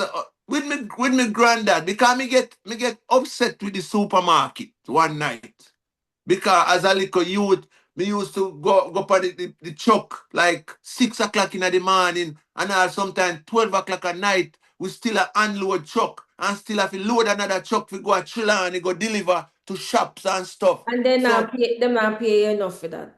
and at the same $20. It was $20 Oh. and one night me did it and me get real mad as a little youth. Me no know what take over me. Me say, man, and then the Chinese man would then give you some cold rice and bully beef. I say, man, this a dopey food. I'm going to dopey your feed with them and food. Yeah. And me say, me say, man, this is a slavery, man. This is a slavery. How can a man do this? I don't know what take over me, but one spirit take over me, man. Mm-hmm. And me said to myself that night, me need a trade. Me need to learn a trade. I just saw me a carry on. And one of the guy, his name was Pegback. He attacked me. He attack me and start to fight me. And he was a bigger man than me. And he What? started to fight me there. Why? And Yeah, mess up something for him? The kind because me of get, attack. I don't know, because me I say this is slavery. How can somebody work with this? From Mm. 6 o'clock this morning, I know it's 12 o'clock at night. And I say, me get, I don't know. It's like a vice, it's like a Yeah, spirit. Wake me up to wake up these people. yeah, yeah. If my dad was working there, my bigger brother was working there too. See it. When Oh, he come back from military school, he start work at the same place where my dad at work. My dad get him a job there. And my dad so get the me a work job there company at too. work then. So, Yeah. so was that your last night or you continue? Well, me do that for about a week, and then after me start to look. Me start me move and me still go there, but me start to look at me can look for get a trade. So when me now go on the truck, whenever time the truck no go out, me start to visit the mechanic shops and ask them, tell them say if they need anybody come me want to learn a trade. And the mechanic them say, no, no, no, we don't want nobody to learn no trade. We good here. Me start to put out an effort. That Yeah, spirit will take me over, try to move me around. yeah. And then that's how me meet, and I said period of time, me meet my step grandmother, and that opportunity come, and Mhm. me take it. I even do some of the weekend, me didn't just left the street, me scattered these people who are all my friends, and we start go back to the street and the weekends, go push cart and hang out, cause the movie theater was there. Mhm. And me start go to Negril with my grandfather, work in his farm, and you know, my grandfather used to sell things, and he used to take me up to the Sandals Hotel, park up there, because in Negril at the time his truck is not really up to date. He was very shabby, so he would hide in truck up close to the Sandals, and people would come there and buy things Ah, for me. And one day, the first day, me come back and me give him this whole bunch of money, and he said, "Boy, where you get so much money from?" And me say, people come here, come buy things, and they buy things here. People, lot of people come buy things when you're gone. He said, "What? Me been parking the truck here for years with other people, and they never give me $1." He said, "Boy, me love you, you honest. You know?" He said, "You honest boy. mhm. Lord God of heaven. And so much money was making you, so I mean, no know. They been selling out me things all the while. And, he get a love for me. Because he know the rumor of people that say me live on the street and me a thief and me a bad kid. Oh, okay. So he know the rumors, and he never wanna pick me up as a kid, like, you know, Mhm. Bev picking them bad, Bev picking them this. Mhm. And he realized that me honest. Me never take him money. And then every week now, he say, you me want to work for me truck. Me no want none of them other boy I work for me truck. So and some cousin when we did have, they were working with him. And he no make them work on the truck anymore. Can realize the amount of money where was, because Yeah. it's a big truck, and if things missing, really can't see it. Because, you know, It's like 500 pound a yam, 1,000 pound a yam. So him You not know, know. Him not going no. Not you gonna know. not gonna know. Yeah. Scallion, tomato, you know, 50 bucks of So orange. so is it that now is this partnership with your grandpa? I mean, so him leave you there with the truck now and then you still you continue that selling? Yeah, me was selling for him. That's how me end up a Negril. Yeah. You know, cause me used to work on his farm too, and me start to save with him. Cause he used to pay me $400 a week. He used to pay me Oh wow. $40 a day. You know, he used to pay me $40 a day, and me How used to many have hours you like work there, so? eh? How many hours you working? Well, we just work like Okay. you know, me Not like live there. It's not like the Chinese man. No, me live there. Okay. Me live there. Me have a little kind of other workers. So we have working quarters. So me not have to sleep on the street anymore. Me have a place to sleep. So me sleep on my grandfather and I work there. And you know, working farm, dig yam hill as the teacher said me should. So wait a minute, Fitzroy. Your grandfather used to travel back from Negril to Christiana. Yeah, he go down every Monday and come back every Friday. So you stay with him for the whole week. Yeah, we would sleep in the truck back and him and his wife rent a little room Oh, down there. And three of us used to work on the truck back with him and we used to sleep on the truck back. We make up, cause big truck. yeah, yeah. So we used to just sleep there on the truck back, you Wow. know. What a life. All right. Yeah. So uh, did you get to graduate from school? No, when me live on the road, and me realize when me around, say 14, me was trying to go back to school Mm-hmm. because me did sign in to go to the Christian and secondary school Mm-hmm. after me left Belfield. Right. Me then put me in a Christian and secondary school back in a seventh grade. Mm-hmm. So me already was then when me run away, it took me around 12, 11, 11 no 12, 13, 14. Around 14 in a 14, me decide say me I go start go back at school. Mm-hmm. So me get a pants and a white shirt and a shoes that me borrow from somebody. One of the street kid have a shoes and me borrow it and I try to go back at school. But me going back at school at daytime, one teacher named Mr. White, he said you can't come to school because you doesn't have any proper uniform. What was the And color? I eh? What was the color for Christiana secondary? Well, Christiana was yellow shirt and blue and green shirt, and me was green shirt And khaki pants. and khaki pants and black shoes. Mm-hmm. And me never have that because me live on the street. And me try to go back to school and this man, Mr. White, he was a black man, but Oh his my name is God. Mr. White. And he said, oh, you can't come here until you have the proper uniform. And me said, I don't have anybody to give me no proper uniform. And he said, I don't care, you cannot. And me keep hiding, going in. And he keep finding me. Me try my best. And he keep finding me, taking me And out of the classroom, put me Fitzroy, out. it's one of the same problem after all these years. You know, the Jamaica still have that problem. They still, Does it? yes, they're still kicking kids out of school for have on the wrong uniform, for not have the Yeah, right hairstyle. I mean, so you'd think that, would move past that. You're still yeah, having this kind of mindset running the school system, and it's yeah, sad. And you miss out of an education when somebody could have easily well just give you a shirt for you go yeah. It school. then could have come together and say, this Just little be a guy yellow live on the shirt. street. Give him a shirt. But the man decided to kick me out. And it's one just him. He not even was the principal. He wasn't the teacher who teaching me. He was just Mr. White.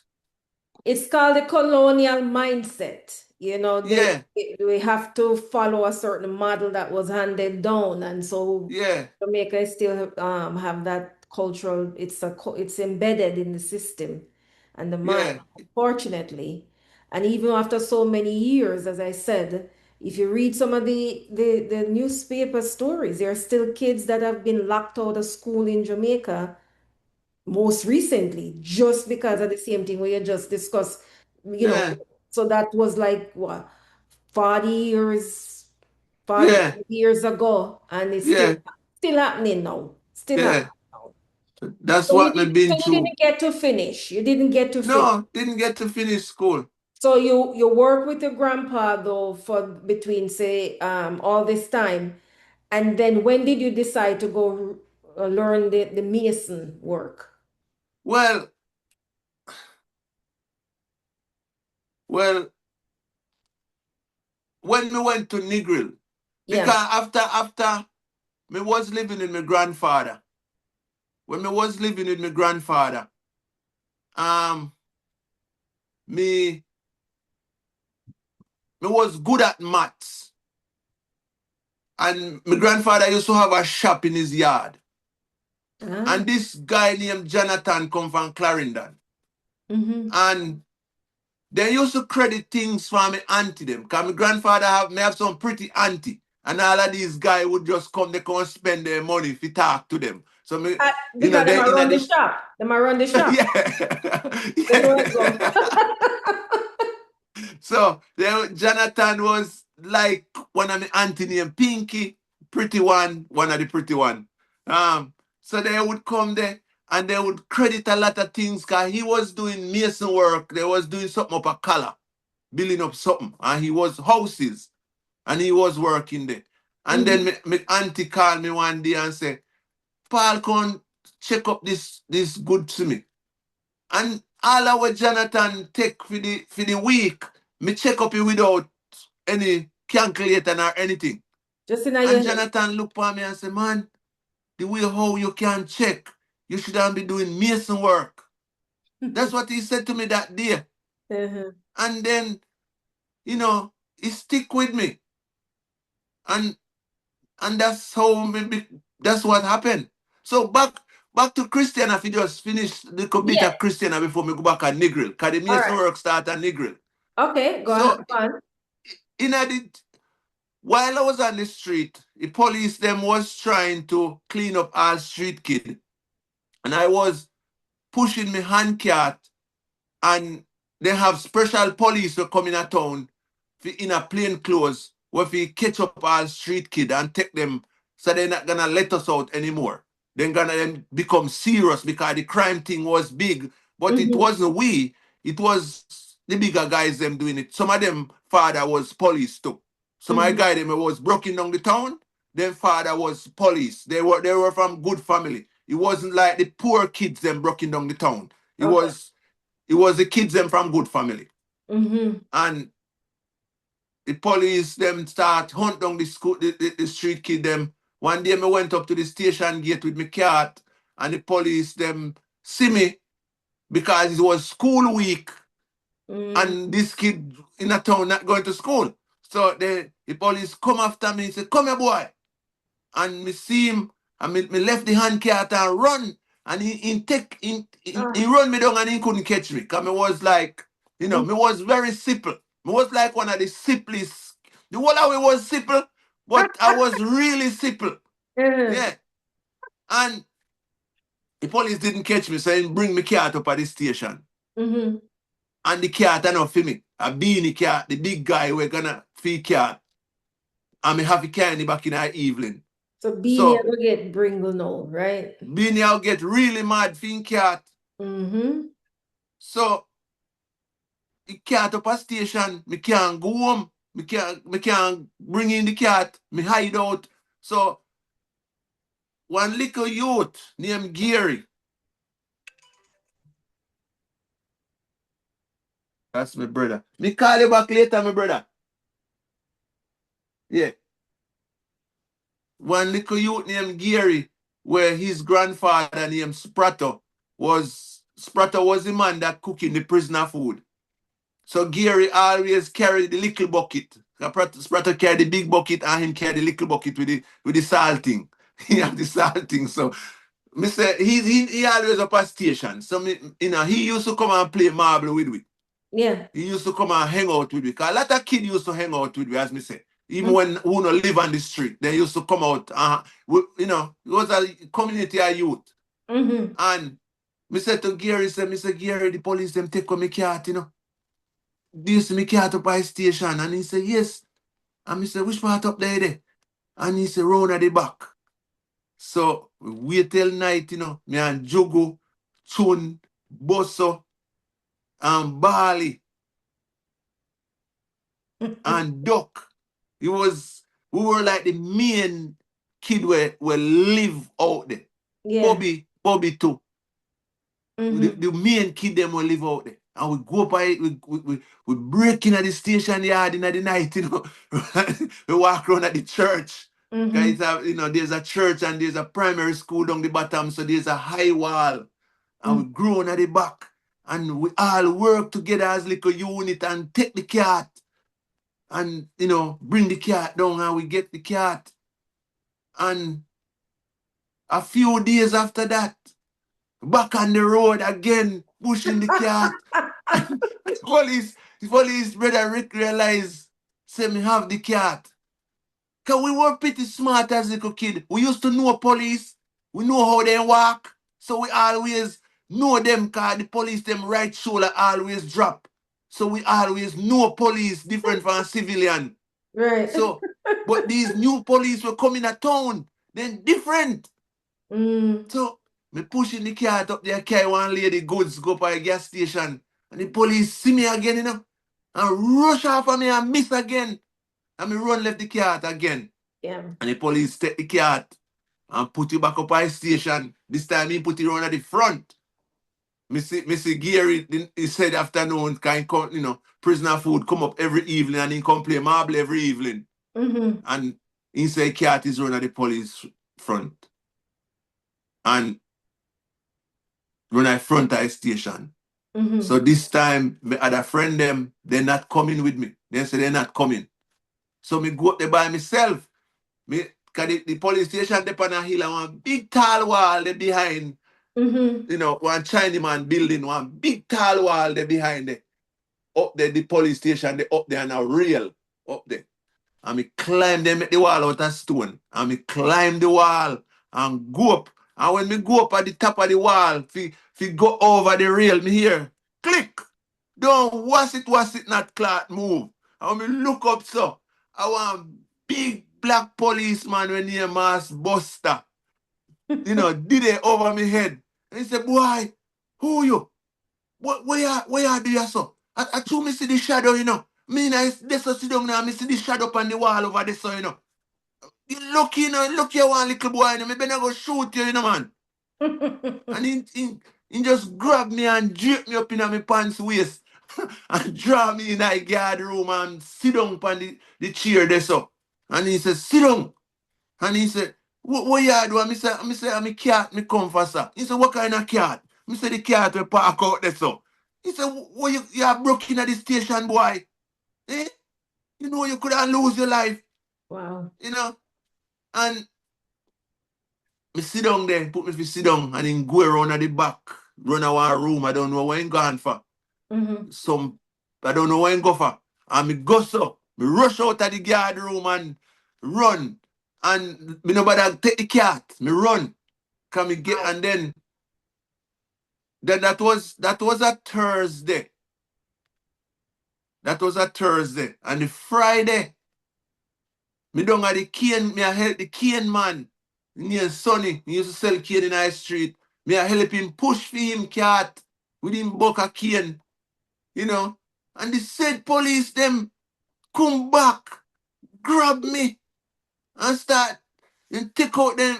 One of them have one long gun, like a M16 or me say it's a SLR, but people said to me, SLR wasn't around them the time, but me say me no know gun.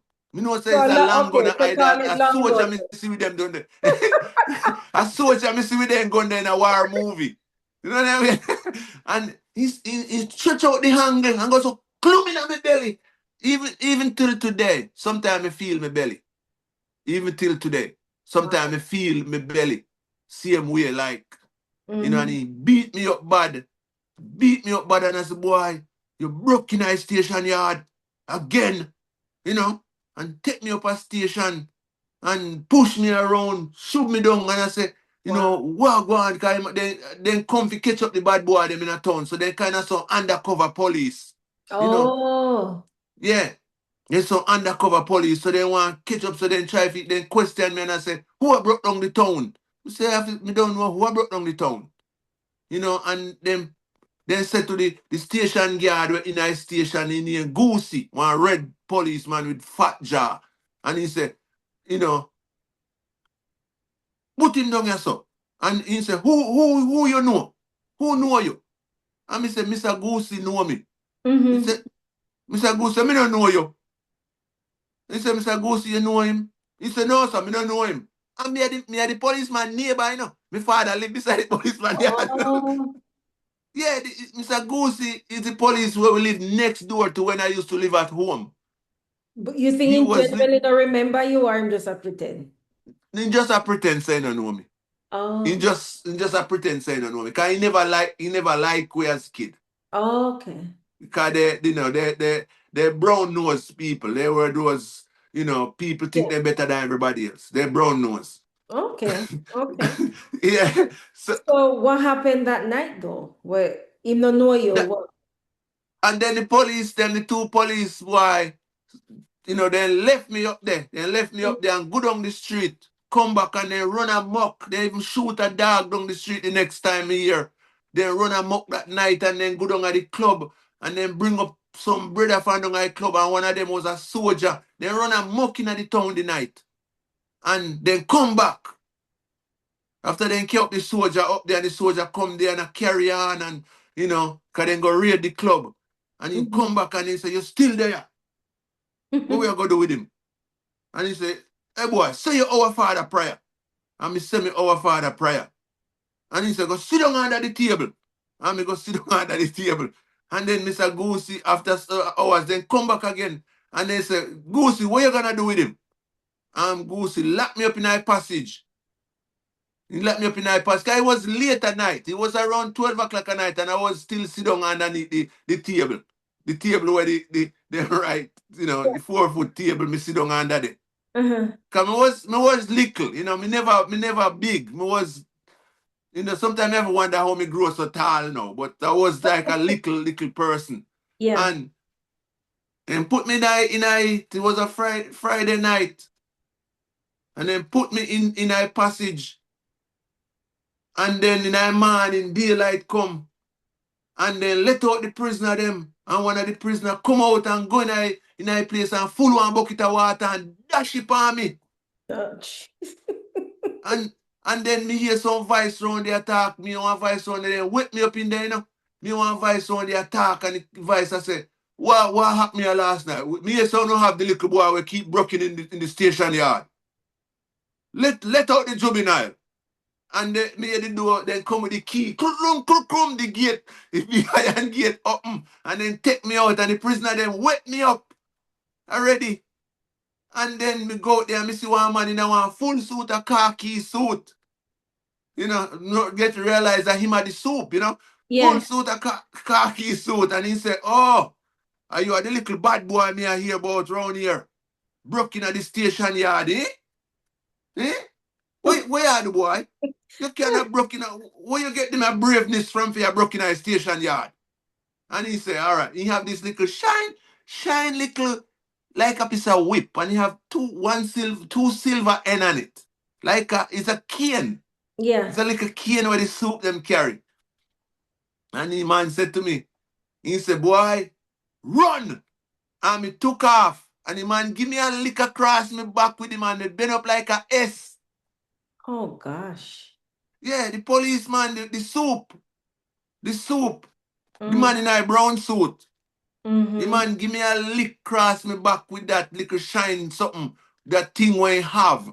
Yeah. Man, oh God, man, I tell you, say, you know one too. You don't want two of that. You're not gonna want a broken eye station yard anymore. Yeah, yeah. Yeah, it was Wow. cruel. Yeah. And that was, Wow. that was the last time I went in that was one of my turning point and me encouragement for start to leave the street, even though before me go to Negril, one night, three of us, me, Bobby, and Lady go for the movie, and Lady was like a little bad influence. He was start to try to steal things and encourage us to come with him. We was gonna steal a box of saltfish from off our truck we park in the town, and at the same time, we go, me and Bobby go, and then a patrol of police come down, and then we run off, and then we run off round the bottom. I think it was the NCB bank. Mm-hmm. We run off behind this so. Mm-hmm. I mean, I tell you, some man, the police them start fire shot at ya. Me a baby, ba ba ba ba ba ba ba ba. Me know say me alive. When me run off down in the bush, you can smell the bullet a pass your face. Me smell the bullet pass my face.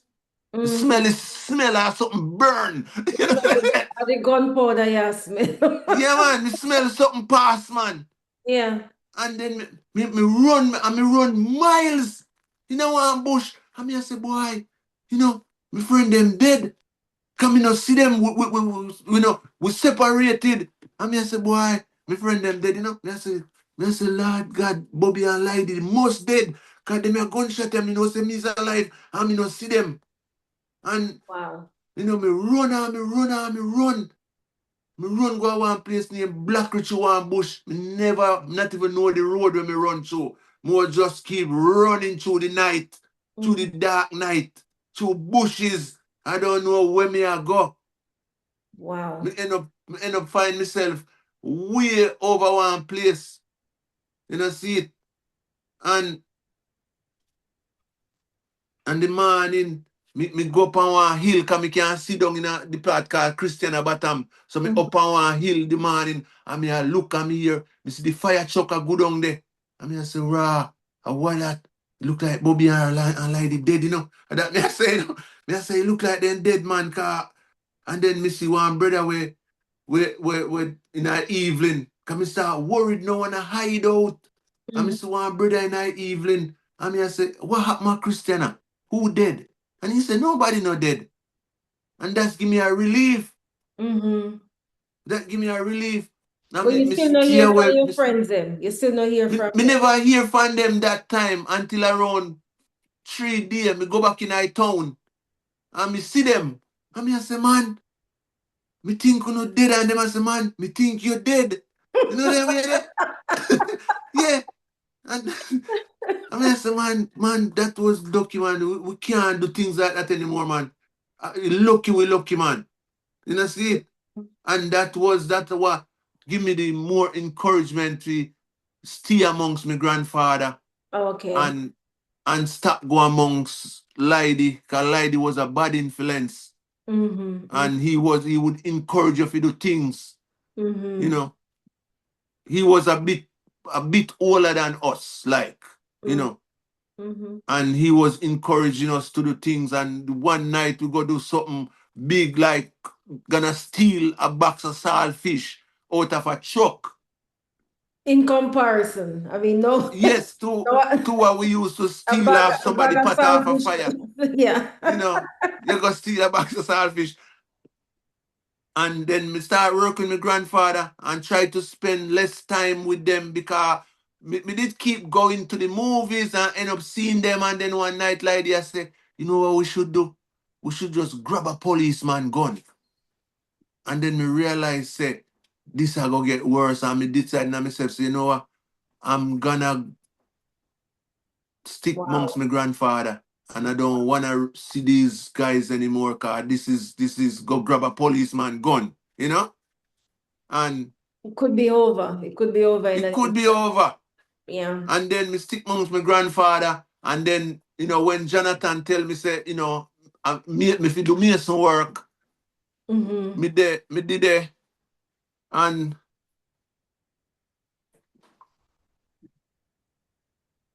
one morning, me was listening to my horoscope.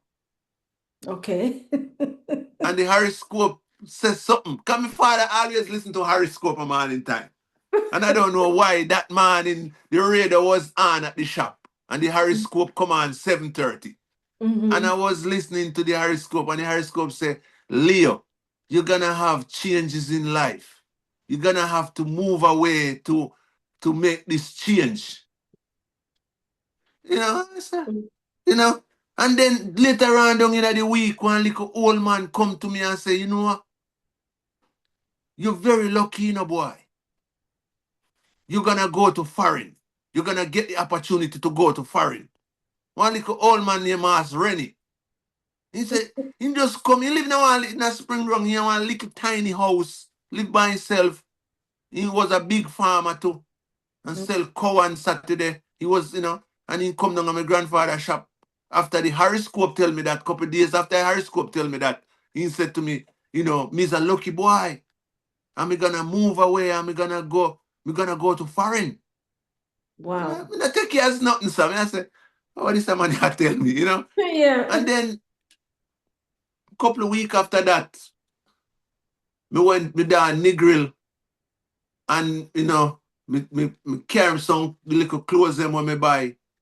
Cause me save with my grandfather and me make some me start to, buy up couple pants Mm-hmm. lengths and get the tailor to make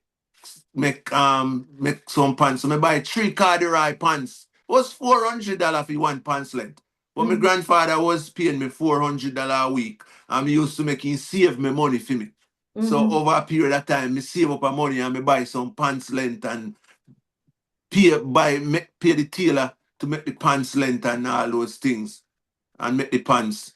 And me buy some shirt from a guy who was selling out some old second-hand shirt. And me know him and he say, man, me I sell some shirt, You want them to buy? And me say, yeah, man, I'm glad for them. And he sell me them cheap, but they're nice shirt. Cause them Mm-hmm. boy, they been a trasher boy, they were very expensive things. Cause Yeah. they were have a store in the market where they sell clothes. Mm-hmm. And Mm-hmm. I don't know why he was selling it. He named Burro. And he sell me them. And I buy them. And one week me decide say me not gonna come back to with my grandfather. So me pack my bag, hide in my truck. And Oh, me say, yeah.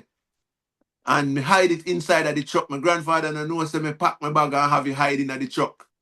you're not And going me to come down back there with from it. the grill.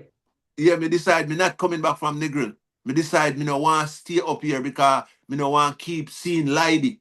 Me no Oh, want to be a part of this company anymore. Cause it's, we almost lose our life already. And now him will tell me say the next move is to grab a policeman gun. That's we can have a gun we self. What I mean, you me can decide watch too say, much movie. Watch too much yeah. movie. So me Okay. decide me gonna move away. Mm-hmm. So me pack my bag, put it in my truck. The Friday evening, my grandfather get to love me. My grandfather get to love me. Can you tell me, man, you're a good boy, man. Me love you, man. You best grandson me have. Mm-hmm. You know? Mm-hmm. And the week, when the Friday evening, everything finish up, and me say, Masken, me need you to pay me now, because me not gonna go back a spring ground, Me not tell him why, man. I say, why? Why you doing so good? Mm-hmm. And I said, no, sir, me not going back at spring ground. I have my little Bible in my bag, and he said, all right, then, good. And there was a guy where named Gregory. He come from Mandeville too. And he Mm-hmm. used to come amongst with my grandfather. He live on Negril. He was a big older dude for me. Mm-hmm. And he but a good young man. My grandfather like him. My step grandmother like him. He used to come up and then take him home because I think they were trying to get him to take one of their daughter. Cause they start bring him home. He come and spend the weekend up there. Then they love Oh. Gregory. Mm-hmm. And then I said to Gregory in the Thursday evening when he come, I said, Gregory, can me come and stay around here where you live for a little while so till me sort out myself? And Gregory said, yeah, man. Because, me live with my girlfriend, but me have the little house, me rent a little place in a capture land. You can't stay there, man. That's all right. All you have to do is just help with the rent to pay. That's Mm-hmm. fine. Mm-hmm. And then my grandfather left. My grandfather left sad, very sad and upset, Mm-hmm. you know. And me take out my little Bible and me sit on cause there was the beach front, cause it's a beach front, it's the beach. And me Mm-hmm. sit over there on one stone, was reading a Psalms. And I say, boy, me was just reading a Psalms. And Mm-hmm. suddenly, me did it. Me one voice say, hello. And me look round at this beautiful lady, you know, this beautiful lady turn up, Indian looking, beautiful lady. And she say, hello, what you doing here? And me say, oh, me just leave my grandfather a while ago and me not going back home. She said, where you come from? And me say, Manchester. And he said, why you leave your grandfather? Me say, because, me don't wanna go back up there. Me wanna start a different life. Me wanna learn a trade, Mm-hmm. And she said to me, and we did here talk a little bit, talk a little bit. I don't know the one just appear from nowhere. They just appear there. Me not even hear she was walking or anything. It's like she squeegee up. I don't know. But she was just standing right there. Mm-hmm. And she said, what's your name? And me tell her, I say, my name Paul. But me never tell her, say, my name Fitzroy. 'Cause me never use my real name. Me Mm-hmm. say, my name Paul. And then she said, my name is Paulette. And she said, what? And she said, do you want a job? I said, yeah, I want a job. Because Mm-hmm. I said, yeah, you're gonna need a job because you just leave your grandfather. You know, I'm looking for workers. And I Yeah. said, what kind of work you have? And she said, construction work. I said, I don't never do construction work. You know, it's Wow. and Mm-hmm. and I was trying to not. I said, oh, I never do construction work. I never work on the construction. And she never give up. And she said, you will learn. It's just to carry sand and carry cement and carry stone and help out on the site. I'm building a house round at West End and I'm Mm-hmm. looking for workers. And then she said, and then I said, okay, yes. And she said, when can you start? And I said, oh, Monday. And she said, no, start tomorrow. And tomorrow was Saturday. And Okay. yeah, she said, start tomorrow. Mm-hmm. And I'm saying, okay. And she said, I'm gonna get you to go and look where it is. So there's a guy with a cow and his truck named Colin, have a big yellow Ford van with a cow on it. And he said, just ride with Colin. So me, cause in Jamaica, you can't just stand up on the bumper, hang on and go on about your business. Right. You know. So me just jump on the bumper, the cow on that side with the tail flashing. And Mm-hmm. me hang on there. And she take me around the West End and she dey build this big crown house on the hill. I don't know if it finished yet. But it's a nice After house. all these years, I'm sure. Yeah. It was, and I work with her. And then she miss me go there and she said, that's where you're gonna come and start tomorrow. And tomorrow me go there and work. And she said, don't worry yourself. You will learn. You will Mm-hmm. learn. It's not hard. And we got tomorrow and she was there. And then she introduced me to the people and we are on the site. Mr. Reed, a little old man from Montego Bay, they were Montegonians people. Mm-hmm. And and then she introduced me to them and then she said, oh, me find this little young man. I was about 17. Mm-hmm. Yeah, 17, probably going 18. And she said, I Mm-hmm. find this little young man on the street and, I want to give him a job. So, give him something to do. He's going to be working here with you guys. Mm-hmm. And Mr. Reed thought let me carry up sand, carry up stone, big Mm-hmm. up wood, then a little thing around the place, knock down board. And yeah, and she was, She was paying me then $1,000 a week. So up from 400 from my grandfather to $1,000 a week. So she started to pay me $1,000. No, $1,000 a fortnight. She was start to pay me every 2 weeks. $1,000 a fortnight. And she was really good. And then me live in Captureland. Me go to Captureland, go live. And me in Captureland, working back and forth. Me did it for around 4 months. Making $1,000 a fortnight. Cause me used to me move, when I work with my grandfather, me I get $400 a week. So now me earning $100 more a week. And she used to pay me every 2 weeks. And because as a little boy, me never good with money, me would gamble bingo and everything. Like when me down there, me see game I play, and because me grew up on the street learning to play game, so the money couldn't save for 2 weeks.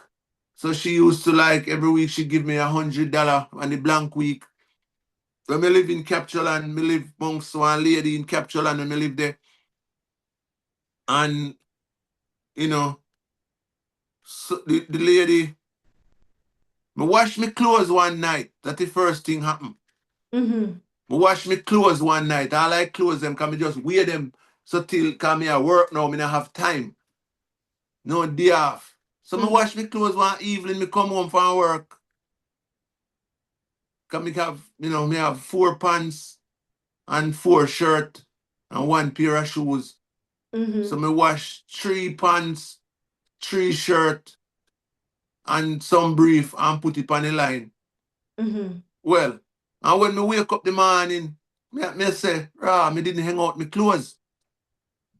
But when me go and check the bath pan, cause we used to have a bath pan, and check the bath pan, there is no clothes. And me I say, no, so me put the clothes on the line. Smell the teeth off every piece of my clothes in a night. Wow. Every piece of my clothes gone. Left me in a one suit. And to make it worse, me did it going on. The lady next door said to me, say, young man, me manageable to the lady, because me was a manageable little youth, young man, And the lady next door, you know, live next door there. He have 2 sons. And the lady said to me, I want a daughter. The son was, the bigger son was probably around 15-year-old. And they always say hello to me. And the lady said to me one evening, young man, do you want a cup of porridge? May I make porridge? And me say, yes, miss, thanks. Can me come in, for work, and these people kind to me. And for me drink the cup of porridge. Me I tell you, me just get sicker and sicker and sicker. Me drop down and dead. The woman poisoned me. The lady poisoned me for no reason. Me no do her nothing. They never like strange people. They never like, cause she born and grew up Westmoreland. She never like strangers, outsider. So all of the people who come and live at Captureland, they are outsiders, and those who born there try to hurt them. And the lady give me the cup of porridge. I thought the lady was being kind to me. The lady poisoned the porridge and give to me. And I was dying slowly. I couldn't eat. Me not eat for weeks. One day, one virgin come there, Gregory virgin come there, come look for me at the house. And me just drop down so boof. And then me get up back on him and say, man, what happened to you? You just gone a while ago. And man, God wake me up back, man. The lady poisoned me for no reason at all. I'm not do the lady nothing. And me was sick for around a month or something. And Miss P would come, the lady would find me, would give me the job. She hears me sick and she find out when me there. And she would come and bring food for me and stuff. She come and bring food, and, because me not nothing to eat. Me just did it by myself. Gregory come there sometime, George come there sometime. And me was just there, can't move. Can't move. And God help me and me get better.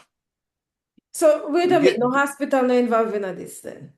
no, me never go hospital. So how Me you know a just poison? well, me eat the soup, me eat the thing from the lady, The porridge. the porridge. That's all big and strong.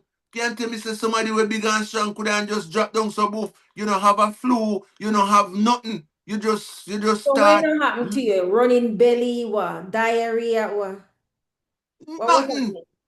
Why you Nothing weak? no happen to me. Me just get weak. Me just get weak. Me just, hardly can talk, hardly can move. Me just get weak. A poison, she poisoned me. I was So dying slowly. how you recover? Man, I just God. I just don't say a God works. Me say that all the time. How me survive these things. How me survive these things. And one night, years after that, me have a dream, Me have a dream years after that. How how me was at this place. Like there's a lot of people at this place. Like we were in bubbles, like we were in something like first time phone booth where people used to go in those phone booth. Mm-hmm. Lots of people stand up in a day little space traveling tube, like it was some tube for you to travel somewhere. And Mm-hmm. I was there waiting. And a lot of people was there waiting. And in the dream, nobody was talking to no one. We were Mm-hmm. just like patient, waiting on our turn. And then suddenly, to my right side, me hear one little voice, little powerful voice. And when me look, it's like it's a man. Just see a, just see a split second in the dream, Just a split little second, me see this man traveling on a little thing like it's a little scooter, the color of water. Like he just come out and go back in a dream. And the voice is coming towards me. But he just show me himself here just a little split second that me still can remember until today. Mm-hmm. And the voice said to me, say, go back. It's not your turn. No one can send you here before your time. Go back and live your life. It was God. He Okay. been sending me back when people trying to send me there before my time. That was the So, gate of limbo. so even though that one whole month that you were sick and that you said that woman lived next door, right? Yeah. She never tried to feed you anything else. No, never asked me how me feel. Never she see me dead dying. And she never asked me how me feel. She not talk to me since even when me get better. She not talk to me. She not talk to me. Yeah. She do me something. She put something in her porridge. Yeah. When did you suspect that? When did I after me start get sick, me realize that this is the only person give me something and me eat it and it's like few hours after me eat the porridge, me have this weird different feeling, lightheaded, Mm-hmm. um yeah, most out of myself. I All right. reckon So you decide not to arsenic she come. probably put in there. What do you suspect she put I it? reckon it's arsenic she put in it. Oh, but It's a maybe not poison strong, will kill you slowly. but you're not strong enough because she not give you a second dose or something. Yeah, because growing up and watching detective movies and learn how people can kill people and it take over a period of time. Me was watching like crime movies and me see people was just getting sick and when me realize that's what the same thing happening to me and they find out they have arsenic inside. Somebody put arsenic in things give to them. And then we realize and I say, that's the poison she used. It All was right. a poison to kill you slowly. Which probably, as you said, you think that's what they use on the dogs them?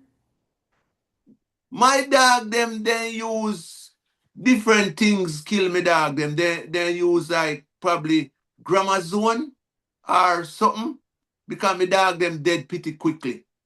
Oh, Yeah, me dog them no suffer for dead. Me dog them dead pretty quickly.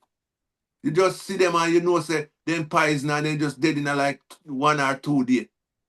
So it's something that they eat, cut up their inside. okay. All right. Yeah. So the this beautiful Indian woman where you build a house for, she came and check on you.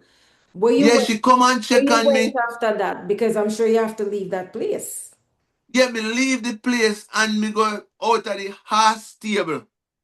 Mm-hmm. There was another guy who me know. He moved down here. Me know him named Sham Sham. And he used to live out of one little place out of the horse stable. And then, and George. And they say, man, you need to move on here, so man. And come out this so. And at this so me go. And at this so me get recover. Then, George start catch fish and boil it with the scale give to me.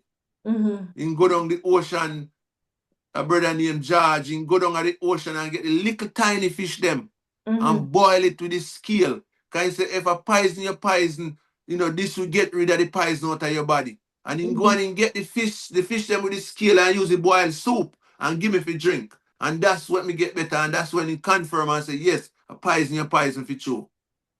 The Okay. fish scale them, the grunt fish, the little tiny grunt fish them he use and boil them, give me for around 4 days. Mm-hmm. And that's how me come back. Yeah. All right. So you're there, they are stable, and then what? Then What? me get better, start grow back my energy, and then me move back to the place when me get better, because this one at the yard. So when me get better, me still feel a bit wheezy, but me still can't me a move around. So How it many take me a months little now time. you by how many months now you're sick? But Me sick, me take sick for about a month. okay. About a month me couldn't do anything. Mm-hmm. Me was maga down. Me was maga down. Yeah. So you went back even though you suspect, even though you have that suspicion? Because she was just the neighbor. She wasn't living in the yard where me live. She was just the neighbor. Yeah, but there's different ways to. Yeah, me went back because that's the half stable house. It wasn't for me to live there. They just let me stay there because of what me was going through. But Oh, as soon as me, 'cause it was a gambling place where the people, there was a big gambling thing going on there. okay. Okay. Yeah, cause sometimes me did a line down. People was, cause there's a bed there, and me did it, and people was inside there gambling while I'm sick laying down on the bed. Okay. Okay. Yeah, so but when me get better, me went back to where the house is where Gregory me get from Gregory, cause he live with his girlfriend out on Amperl Road. And then when me start get better, me start work back with Miss P, and then me did their work, my battery low, me gonna get my charger. Okay. All right. Yeah, yeah, so me went back. Oh, it's so a record. Yeah, so me went back and we get back to work and she said, take time and heal. If you do so much the work that hard, you look really maga, So me stay there, work with her. Then some contractor come in to do rendering. This is how me end up learning rendering. So some contractor come in and I do rendering. And they like me. Cause even though me was still recovering, me was still a hard worker. And me start to get my energy back. And they would send me to the shop, to buy things for lunch. And they would, I'm willing. And the render guy contractor them, they like me. Sorry. And they said to me, say all been saying to me, oh, I was going to the gym. I did start to after that, me start to go to the gym. Cause me say me gonna learn to do boxing. So I would left in the afternoon and go to gym skate, run a western, because me say me gonna become a boxer. Then me go to gym skates a few times, probably for about a month. Then one of the carpenter guy when he a man, he said to me one day, Boxer, you're gonna name Boxer as far now. And you're not gonna become a boxer. You're only gonna have the name. In goat, that's how Jamaican work. In goat and in set it like that. In Mm-hmm. set it as me only gonna have the name, me not gonna become a boxer. And he tell me straight and plain. He say you never ever gonna become a boxer. You're gonna only have the name. Never take him seriously. And that's exactly what happened. We only have the name. You never get in at Uh, the ring. me lose interest. In set it as me lose interest. Okay. How we do it, or how they do it, only God know what they do. But now me no want to go at gym anymore. Me no feel this guy will pump every evening, left work and going to gym. Can me just getting over my sickness and me have something to, build myself up back. Every evening me gone at gym. Got me gym bag and run into gym. Cause start to run to gym at evening time. Mm-hmm. And he said, you're never gonna become a boxer. You're only gonna have the name. So I've been working. So they start to call me boxer up on the site. Everybody come boxer, boxer, boxer. So the contractor Mason them they like me. One named Brother Bob. He was the boss for them. Mm-hmm. And he would have sent me to the shop and he would say to me, say, to how you can work, you need to learn the mason work. Mm-hmm. And me not take him serious. And he keeps saying it every time. You need to learn the mason work. You need to come work with me. But me working with Miss P, and Miss P is kind to me. And she was there when me was sick. Cause me never had nobody else like to bring some food and left some food there. Even though me not really eat it. But she would turn up. And they keep bothering me, but me was work for Miss P. Me have a full-time laboring job with this lady. Mm-hmm. These people are just contractors. So let me ask you this. How many years it take for Miss P finish our house? Well, all when me finished, all when me left, the house was still under construction. How big was the house? Massive, massive. Like how And many then, bedrooms? well, one bottom floor did finish. I think it was around 4 to 5 story. So And she only did is it finish a house or she was building a hotel guest house. or a guest house? She was gonna run a guest house. Yeah, because she have a club. She was a rich woman. She Mm-hmm. have a club. She have how many club. They own much poker machine where they go around and put in bars. We Okay. realize these people are multimillionaires, you Mm-hmm. know. And but she was a down to earth person. She didn't act like that. Mm-hmm. She was just come on the site and she just hang out with it, like she did it every day. And one day me said to Miss P, come used to get 1 hour for lunch every day. That's how Jamaica used to run back Mm-hmm. then time. We get 1 hour for lunch.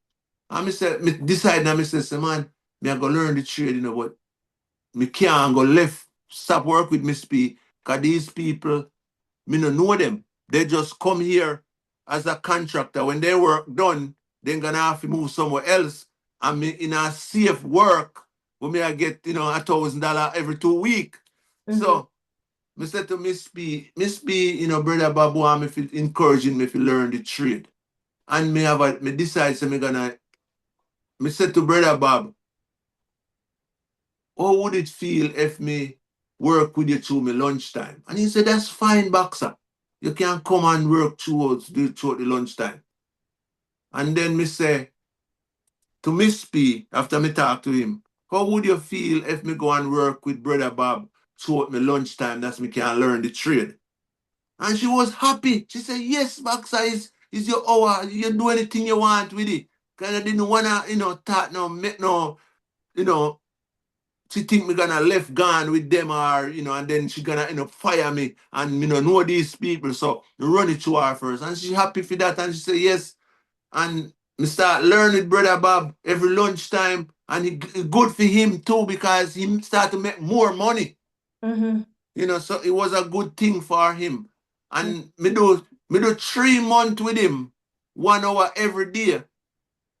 And in the 3 month period, he have his own apprentice.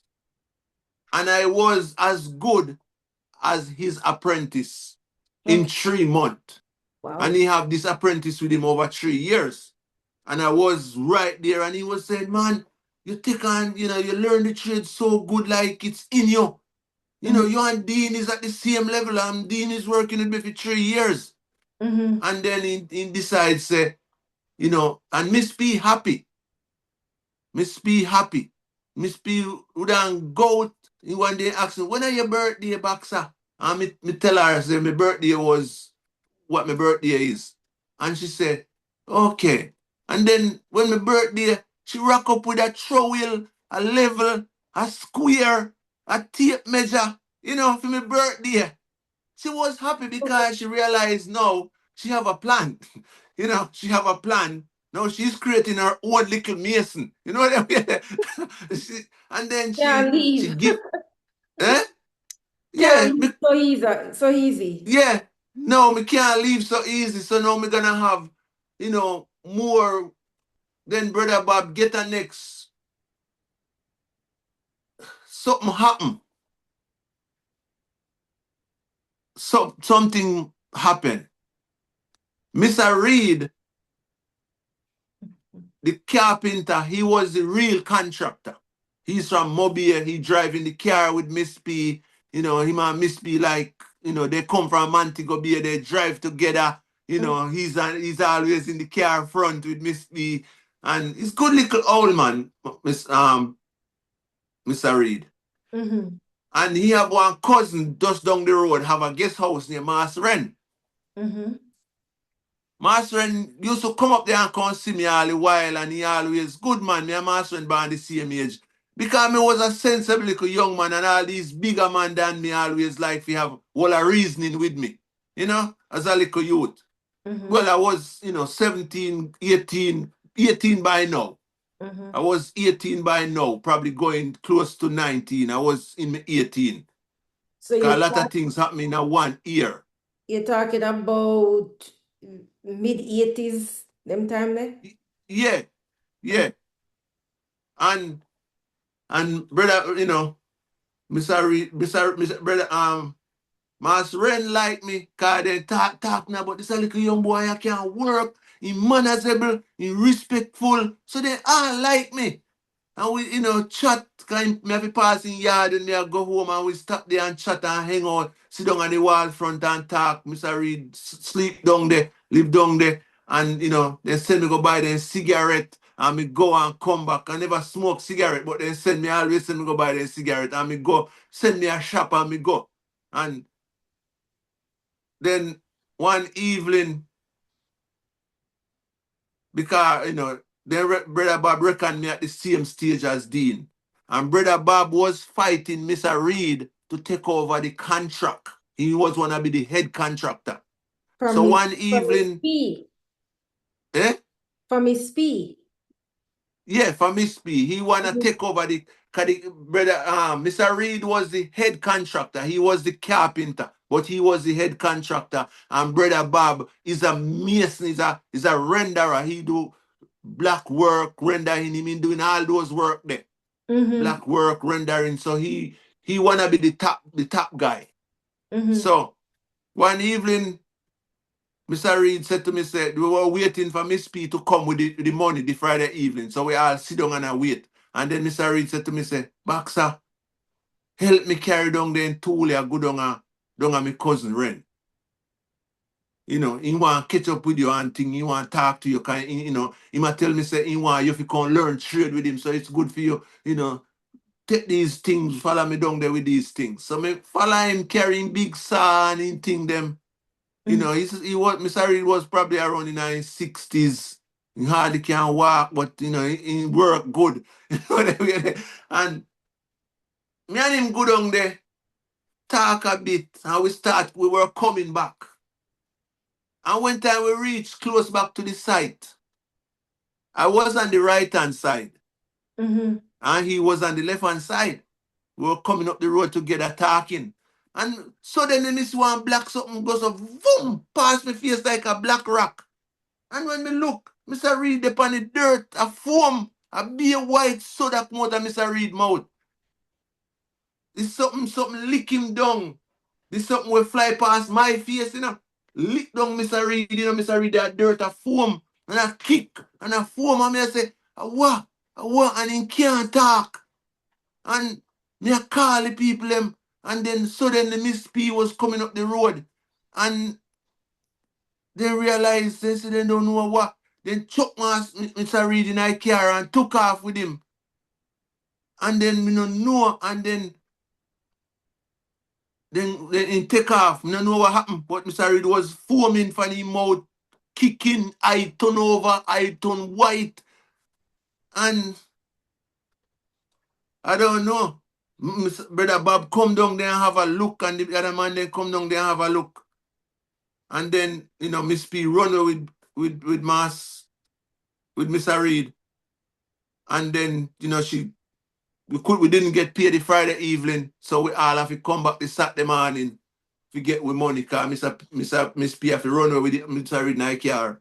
Mm-hmm. And then we realized when Miss P come back, Miss P run with him to some Obia man, and then she reckoned somebody lick down Mr. Reed with Duppy.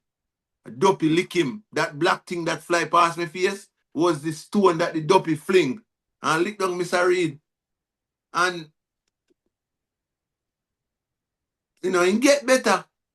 But he lucky, and then the Obia man tell Mr. Reed, say, a brother Bob do it. I try to kill him for the work. So, yeah, I try to kill him for the work. So, And you believe that? of course, Okay. at the same time, me don't know what happened. But me know say for a long time me a little boy, me hear say Duppy a lick man. And to see Duppy lick somebody in a me present, you have to say, me never believe say a brother Bob hit him with the Duppy. Cause brother Bob is a church man. He go to church every Sunday. So who you think do it if it's real? Hold on, it come to pass. Brother Bob confessed years later. So what? Brother Bob confessed to me years later. Say him lick down Mr. Reed with Duppy. Because when that happened and Mr. Reed never dead, Brother Bob left. He put me and Dean to finish the work. So now me become Brother Bob apprentice. Now me become the apprentice for our apprentice. So now So me what start. happened? So what happened to the man? Mr. Reed didn't get better. The other man do something. Because in Jamaica you have good Obia man and bad Obia man. Oh my God. Yeah, you do. That's why a lot of people get shag and people can't fix them. You have good Obia man and bad Obia man. Some of them is just physician, good spirit people who can, take off dopey off of people. Because people can't set dopey upon people. Been Spirit. people, Spirit. all my bad days when me have growing up, a dopey then set upon me. It was ghost upon me. It was dopey. People set them upon me if you hold me down in a life. Yeah, because me dream see them. Me dream see when me live on the street, what used to keep me on the street when me becomes an adult. It was all these little dirty, tear up, dirty looking people. Me was swarm. Me was swarm with legions of demons around me. And that they use, me neighbor them and people who are hold on boy, cause they have a saying, if you don't catch Kwaku, you catch in shot. So when they can't hurt your kids, when you can't hurt the parents and the kids then turn pan. And that's how we get so that's why me not show none of my kids online. You never see me put up one of my kid and my Facebook page. Because me no want people out there to know say I'm my kid, because if they wanna do something to me and they know they can't hurt me, but to me kid no really understand life, then we pick on the innocent. You know that way then we pick on So, the innocent. okay, so how long were you the apprentice? Apprentice. Well, I was working under Dean. His name was Dean. And then Dean would just sit down every day, smoke ganja, Mhm, little natty on the top of her head. Then the time they call it Mac the Dread. And have the little natty on the top and round. So shave off. That's what he used to look like. And he would just sit down every day, smoke ganja, and make me alone I do the work. And mhm, then he just give me a little, just give me the little $1,000. Can now Miss P make him a pay me. But Miss P have a plan. As me said, this woman is a little genius. Dean start to pay me whenever Dean now become the boss. And Dean start to give me this said little $1,000 a fortnight. And him a get a whole bunch of money because the work become measurement. So mhm, it was by the square meter then. Or mhm, the square yard back in a then time there. So mhm, him was getting a whole heap of money. And then Mr. One day me and him was working on the top, the second floor of the building. And because everybody has to know, a backside do all of the work, Dean, you know, do nothing, Dean lazy, you just lie down every day and I smoke ganja. But me was happy to do the work. Me wasn't matter him. Me not even was paying him no mind. Say he mhm, wasn't doing anything. mhm, Because me was so happy learning this trade. And one day, me and Dean was clamping up some beam bottom. And Dean for wall the board, and me I draw the clamp. mhm, And when me go so, Dean no hold the board, Dean lego the board and lego me off of the scaffolding. So me end up fell down a dirt from up off on the second floor, and down at the dirt was just be a honeycomb rock. Just be a honeycomb rock was down there. And one little safe spot was there. And me drop and fit, sit down on my bottom in that little safe spot. No one never believes the man, not even me. No believes me no get hurt that day. All right, so Everybody run out and saying, dead in dead. And wow. me drop and sit down. Me drop and sit down. And everybody run out of the building and say, backs are dead, backs are dead. And drop off. And then when they come down there, even me couldn't believe it was a afternoon. And Mhm, my face turned to the sun when me coming back, turn to it. And when me drop off, my face turn, to the sunset, sit down on my bottom. And me try if me stretch my foot out, I think something must go wrong. And stretch my foot out. And then me get up. And when me get up, me only feel a pain in my back, mhm, you know. And me walk and then Mr. Reed come down and say, Dean, your Lego box are far up there. Me see it. Your Lego him, you didn't hold the board. Cause the board them down here, so you didn't have the board in your hand. mhm, And he tried to kill me because he get jealous of how me start to learn and the people them start appreciate. And what to me, I didn't see, I was just happy learning the trade. I didn't how, matter if he might get more money or mid or not. Fitzroy, how many people were you say working on that cottage or guest house or Probably around 10. Some okay. various sometime more, sometime less. So But that day it was around 10 people. the people working on it, it was not consistent. It's not like it was a consistent group of people.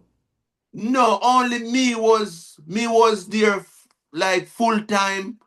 Dean, Mr. Reed, kind my contractor, and Miss P have a brother there where been a watchman named Neville, where he's off this planet sometime, Neville.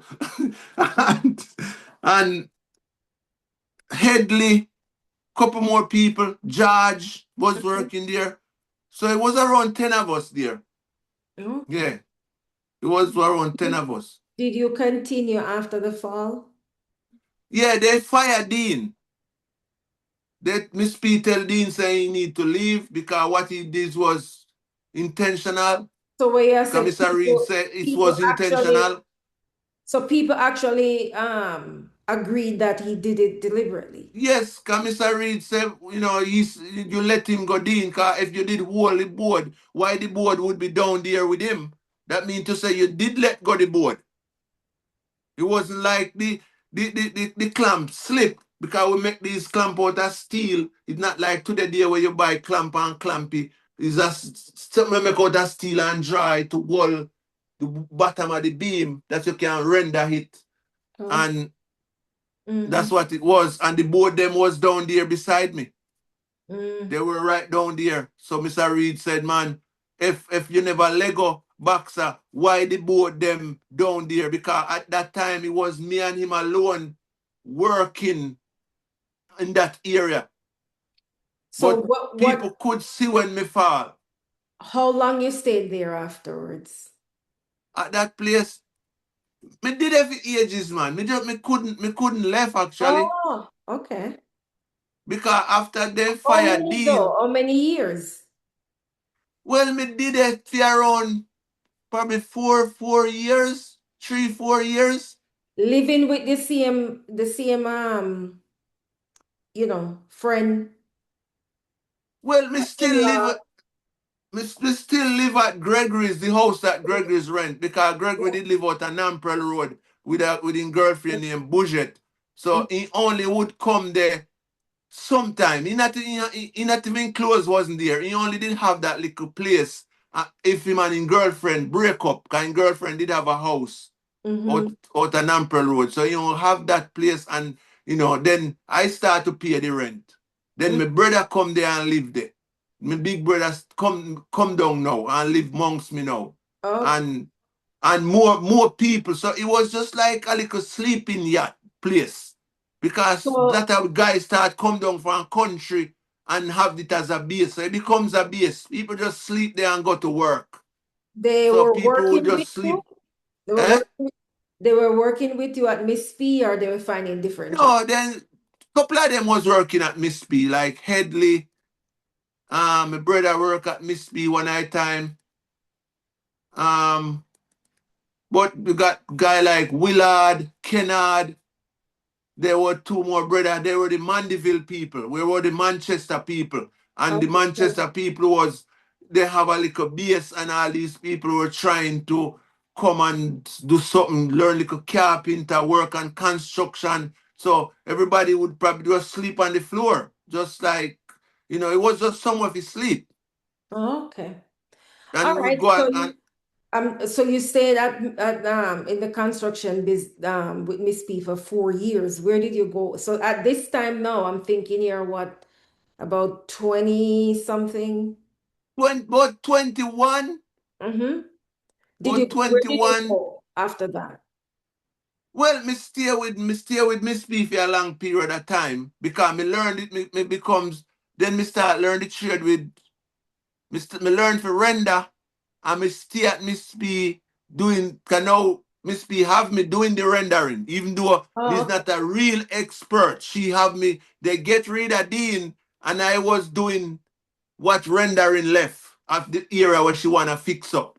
Okay. So that be, and then any little that Mr. Reed teach me if you do black work, and then after a time Miss B stop the house and go up a one place named Sandy Bay. She was building a club in Sandy Bay.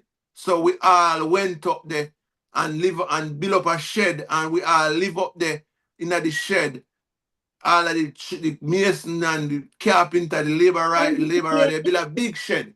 And everybody is just live on Clarendon? site. Clarendon? Eh?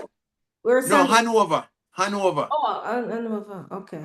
Mm-hmm. Yeah, Sandy Bay and Hanover. Yeah. And me notice now, Miss B now, she doesn't wanna pay me all of my money now. Now she start to hold back. pay me 3/4 of my money every fortnight and owe me quarter.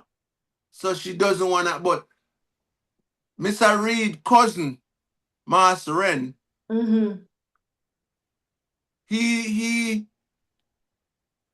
he tried to give me opportunity before. He tried to come used to do bits and pieces with him on weekends. Mm-hmm. So he tried to take me away from amongst Miss P. So we would go at him on weekends. And while with him on the weekend,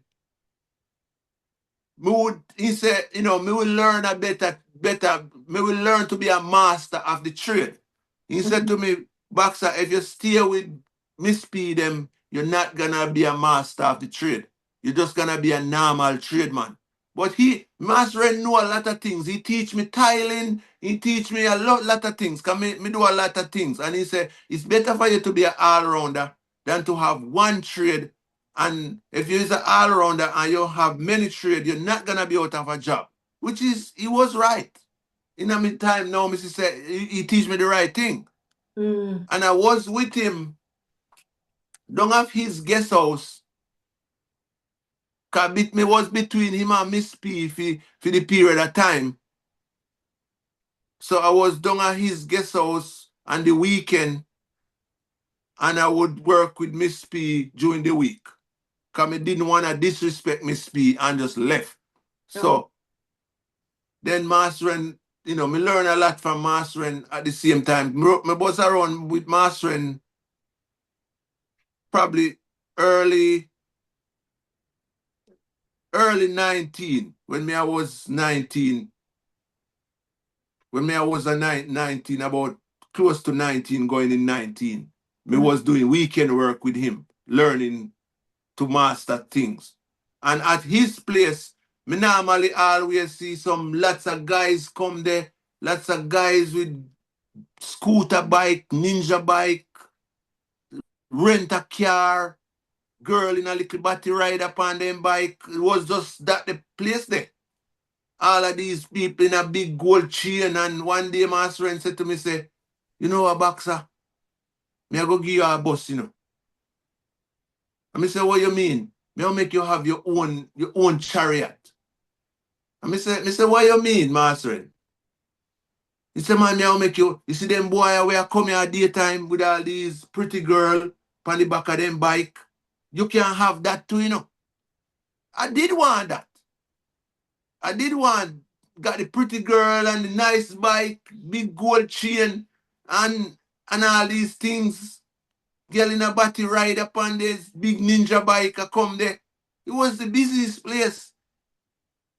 And he said to me, say, what me need to do? And he said, all you got to do is bring up some stuff to America. He passed away and gone now. And I said to him, I said, what you mean bring up some stuff to America? He said, that's what all of these guys is doing. And look how them living. You don't want that. I want you to have life. Oh, you're a good young man. I want you to have, me respect you. That's why I give you this opportunity. Yeah. More you to build academia boy. Look how you know hardly and nothing. Me want to see you have them look on them a girl. Look how they intend. You need to have. And me said to him, me said, Master, Mm-hmm. me no go carry up no nothing go America. Me not go carry up no drugs. And he get angry upon me and he vex with me. And he Oh, you said to know me, a say, drugs, them oh, you know, say a drugs. yeah, he tell me, say them have Oh. swallow stuff. Them a go swallow. Can you tell me, say that all you got to do is turn up and you're gonna swallow some stuff and take it to America and you're gonna get paid and you can just be like these guys because that's what they do. And I said, no, sir, me no want to do it. And he said, oh, you're a fool. You know, have no sense. Me thought you did wiser than that. He thought he was doing me a good thing. You Mm. know, it wasn't like, because everybody now a Negro been do it in time there. And they were living it. And he thought he was giving me an opportunity. And me turn it on. And he was saying, And he was vexed with me. And me say, no, man, son, me nah go. Cause suppose me get catch over there. Me nah have nobody in America gonna know say me da prison in America. That's not right for me. And, me no matter if you want vex with me or what. And he must say, what you want in a life? Me say, me just want what is rightfully mine. And then he vex with me. Me still go there on the weekend. Still go there on the weekend. Not talk to me anymore like when he used to talk to me. He never abandoned me and tell me if he left. Still going there on the weekend. And Hmm. about 3 week, me go there. Me see the 3 week after the guys them left. Me go there one Saturday, this busy place. And the place quiet. Me not see nobody. You know hear no music a play. And I say, ah. And then me was round at the back, I clean up one place to lay some tile. And me see my kind of this big, thick belly black man. And he was just walking, come around, looking sad. And I said, what wrong with you now? And he said, man, you know, say you're a wise man, though. I said, what you mean, me's a wise man? The last few weeks ago, you tell me, say, me a fool and me a idiot. So how you come and tell me, say, me's a wise man now? He said, Boxer, you see every one of the boy them where you see their last 3 weeks ago, load up and gone. They all get catch in America. Now the whole of them are prison. You're a lucky man, you're wise. Else if you did go, you done did it too. And guys over there get 20 years. I don't know if some of them even make it back to Jamaica. I don't know. But if me did like go for that lifestyle, even though me never have nothing, the people them thief off me clothes. People them thief off me clothes. And me was like, nah, buy no more clothes. Me start to smoke lot of ganja with the money, gambling. Me used to gamble when me down Negril So you say because you me, smoke, you started smoking marijuana? yeah, I was smoking ganja from the age of 12 years old. Okay. Even when me live on the street, me pick up those bad habits and been smoking. Me smoke ganja for about 40 years of my life. I'm not smoking any ganja now. Okay. Me not doing me not drink. Me drink for 1 year of my life. 1 year, and me realize it wasn't for me because I was just doing it when me live with my grandfather to hang out with the workers them to be a part of something. So I would go out at night time and drink with them, run at the corner shop and play domino and make me feel like me's a man because they were all older people than me and I was the youngest among them. And me drink with them for about 1 year and me realize it wasn't my thing. So me was just doing that to fit in, but me drop it as soon as me realize it was my thing. Me do it for 1 year. Smoke cigarette for 1 year. But me smoke ganja for around 40 years of my life. You know. All right. So at this stage between 21 and you seeing and experiencing all these things, where you went from there? Well, me work for Miss P. That's was a part of mass render. So me went to Sandy Beer work for Miss P. Miss P doesn't wanna pay me all of my money. So me spend around we probably spent around 6 years amongst Miss P. Okay. Yeah, probably roughly 4 years. Me probably left amongst Miss P when I was around. I don't quite sure, but me spent a while around Miss P. Then me start to work with Mr. Reed in Montego Bay. Cause his daughter was building a house in Little Pot in Montego Bay. So me start to, work there. And at the same time, me wasn't taking care of myself. Me wasn't eating good food. Me never know about good food. My body start to run down because me go through that sickness. Me never quite recover. Still I burn up a lot of energy and wasn't feeding myself properly. So that's after that sickness because me come back strong and you know then me went to Montego Bay and start out a little pot working with Mr. Reed daughter house, Mm-hmm. and me would just lie down at daytime and sleep on the job out there. Mm-hmm. And then the one little old lady did it. She was Mr. Reed wife, mother, and she live at the house, and she would come catch me in a car. She live in a board house, but then building a concrete house. And Mm-hmm. she have a gardener named Black Man. And she would come and catch me sleeping on the job. And she would just come. Used to sleep there in our room too, where they give me to sleep when me in there. And she come there and she catch me and sleep, and she say, "Oh, you know what your nickname is? Sleeping Beauty. Why you can't sleep so?" And I Mm-hmm. said, "Me no have no energy. Me just feel weak, And you and know." you know things say the marijuana. Well, me was smoking the marijuana, just eating dry goods. Me wasn't like eating proper food. Me never know about nutrition things. Me learned to grow up with just a belly full. But after a period of time, your body need. Me realize the older me get, and me wasn't feeding my body. That's why me wasn't eating the right food. How to eat them right rice and baked bean, and because me stop eat meat from an early age. Me Mm-hmm. stop eat meat around when me was in me probably 19. So I was just eating baked bean, white rice. Still was eating tin mackerel at that time. And 'cause that's what we know. We never know anything else. Mm-hmm. But me cut out meat out of my diet because eating meat was giving me pimple on my face, and me cut out meat out of my diet, and that stopped the pimples. And the lady come there, a godsend, and she said, me said to her, me not have no energy, me just tired, me just want to sleep. And she said, me can't fix it, little old lady. She said, me can't fix it. And me Mm-hmm. say, how? And she call Black Man, and she call her little helper. Older man. He was around 50-year-old at the time. Well, could be younger than that, but he was a rummy. He was always a drink rum. Mm-hmm. And she give him a list of bush herbs. And she said, take him with you when you're gonna get them. And she give him a list of about 20 different type of herbs. And Mm-hmm. she said, when you get them, bring them back here, and I'm gonna teach you how to use them.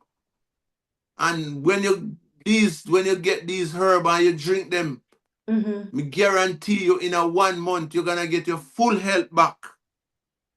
And we go down the bush, me and Black Man walk out the whole of that day. We get so many different herbs. The only one when we done, tuna was in it, soursop leaf, Nignum vitae, the Jamaica national tree, and all these things, Shema Maca, birdberry, 20 different herbs she put on the list. And Black Man find them and take me. And she said, me want you to see and learn how to take care of yourself. Mm-hmm. And she said, bring them back. And when we come back, she give me one massive pot, big tall pot like so. And she said, wash them, put them in there, make up the fire. And they said, the one was the Jerusalem candlestick, that one. And the only thing she said you don't have is the sensitive weed. And I said, what is the sensitive weed? And she said, the ganja. You need green ganja. And we never have no green ganja. So she said, it still can't work without it. But we guarantee you it's gonna work. And she said, put it on, make it boil long so till it reach quarter, 3/4. When it reach 3/4, you take it off of the fire and put it down to cool till tomorrow morning. And we do exactly that. And then she bring out some bottle, some rum bottle, and we wash them. And she say, put it on the fire and throw boiling water upon the bottle them and rinse them off. And then you full up what's in there in the bottle. And me full up here and me get around 14 bottle of this herbs what we boil. And she send me, she give me instruction how to drink them. One 3 cup, 1 cup after every meal. She said, 1 cup after every meal. And me I tell her, say me do exactly what the lady tell me to do. And that amount when me boil, it serve me. It serve me for the amount of time. And me I tell her, say, in that amount of time, me full health come back. Yeah. As she guaranteed, me full health come back. Not sleeping anymore, fit as me used to be. And so me learned that when me was around her in Montego Bay. And then when me come back to finish with her job, me went back to Miss P. And then me get fed up of Miss P because me say me amongst Miss P for years. And she's hung walling on some of my money. She still owe me until today. Because me left. Me decide say 1 week me decide say, you know what? Me now come back, me I go take up mastering offer. Me I go back amongst mastering. And me went back amongst mastering. And then Miss P keep coming back, hanging out at mastering place, and I keep hiding. I keep hiding round the back. And every time he comes, say, Boxer, Miss Parlet out. She name, we call him Misty, what her right name was Parlet. Mm-hmm. Parlet is out there. And she never used to stop you. She knows that you're there, man. It's like the woman have some spirit for me. It's like I don't know. It's like she have some spirit for me. Cause even couple last year, my brother said, Missy Miss P, guess who Missy a man to go be? Miss P. Me say, Paulette, and he said, yes. And she asked me for you. All these After years. all these years. Yeah, she So still remember me. your brother not tell you if the place finish. No, I never asked him. But they did finish one. They probably finish by now or they sell it because, she end up, her son grow up and end up turn drugs man and mobile and end up get catch with drugs and our mother take the responsibility and end up got prisoner for it and stuff like that. Wait, So Fitzroy. Is this how do you know these things? my brother tell me. But My so you brother don't know tell if, me so you don't know if it's true. it's true. It's true. It's true thing. Cause everybody, my brother well be knowing, my brother know everything. My brother live a Montego Bay for a while. So it's that is true. Anything my brother tell me are true. My brother is a brother All where right. know things. All right. So Can we yeah. So we have to no. Okay. So I want to. You share a lot, but I want to Yeah, go. doesn't make sense to me have a long journey, man. You know, That's you did just say you didn't ever go there, but you went there anyway. But I know you want to continue, but I'm gonna do this. I want you to because where we divert was when yeah. I asked you about. So clearly, you end up with no police record all this time, with No, no. no. Cause So when we that's went to where the we police, divert. So when you went for the police record, what happened? You went to the police record for where? Where you went for it? we went to the police record in Kingston. And then you And find out to find you. no, me finger me never do any crime where was like things will happen and go to jail when me was a little kid. When me was a Negril, me went to jail one time when me was in Negril, but I was innocent. Because I was after me learn me trade and me finish with Miss P and me give mastering a break. Me start work at a juice place on the beach road selling native juice where we make stamina juice. This lady give me a job to she was running a stamina juice stall and she get me for work there. So juice where man lose then sex drive the lady couldn't bring back the sex drive. So I was working with her and she teach me to make those tonic. And it worked? It wo- Woman come and meet me. When enough time me did it and me see woman turn up and say, you know, we have to meet you. Cause Because, after the lady teach me the things them, me work with her for probably around 3 years. wow. Okay. Because seasonal work. That was seasonal work in the Mhm. tourist season. So So after what? So tourist you season, were doing that, but you were still doing the mason work. me stop do the mason work for a little while. Me stop do the mason work for a little while. Me give it a break. Me stop work with Miss P.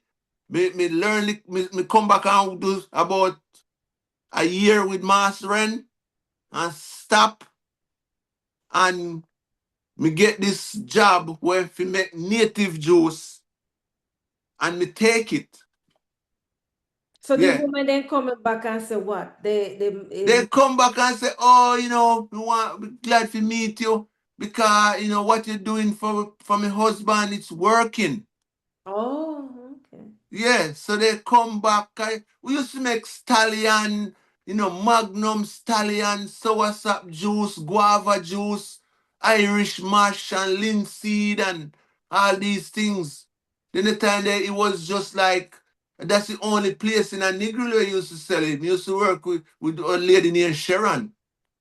And Oh. she used to run a stall shop, and her brother used to sell best in the West jerk chicken. So the sister, just family land, it was the breeder James. Mm. The big brother, the other brother owned the hotel named Silver Sun So on the so what beach. that so what that have to do with you spending time in jail? Well, I was walking home one afternoon on the beach because, I'm working up the beach. So it was like, half an hour walk down to Negril town. So instead of you catch a taxi, because I used to work one day, like me work one full day and half day. Mm. So the other guy, Balvin, his name is, would come, release me, take over the shift. So me left work like 4 o'clock and that's me didn't want to take any taxi. Me decided to just walk on the beach and walk on the sun go down.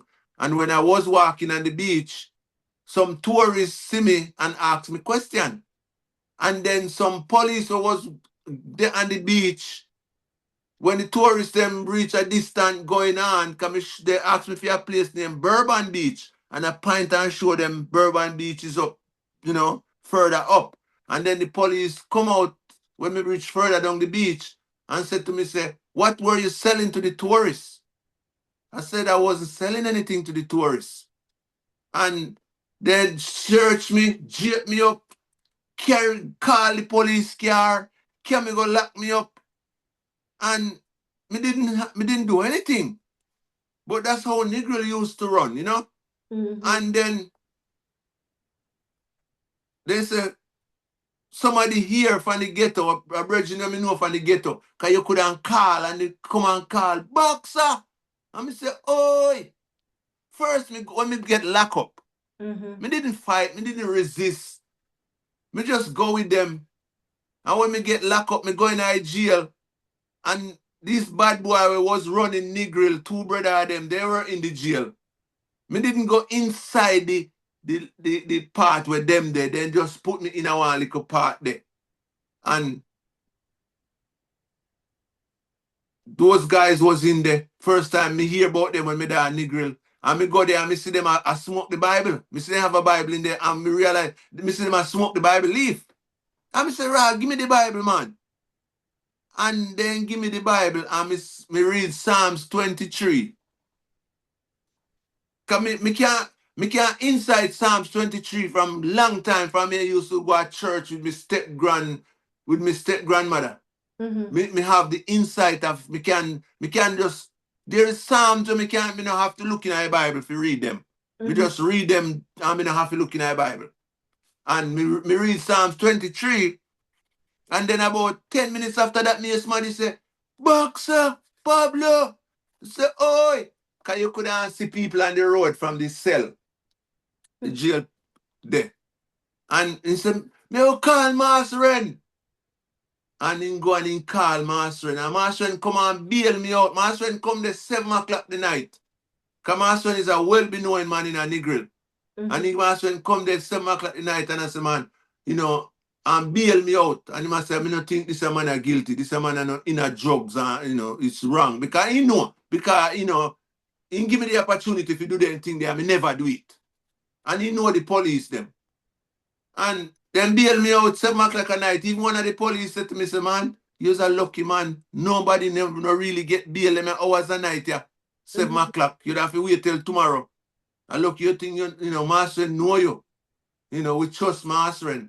And then give me a court date to go to court. Same way. And when me go to court, me no know nothing about court. Never been to court before. So me go to court and they call me name. The clerk of court lady call me name.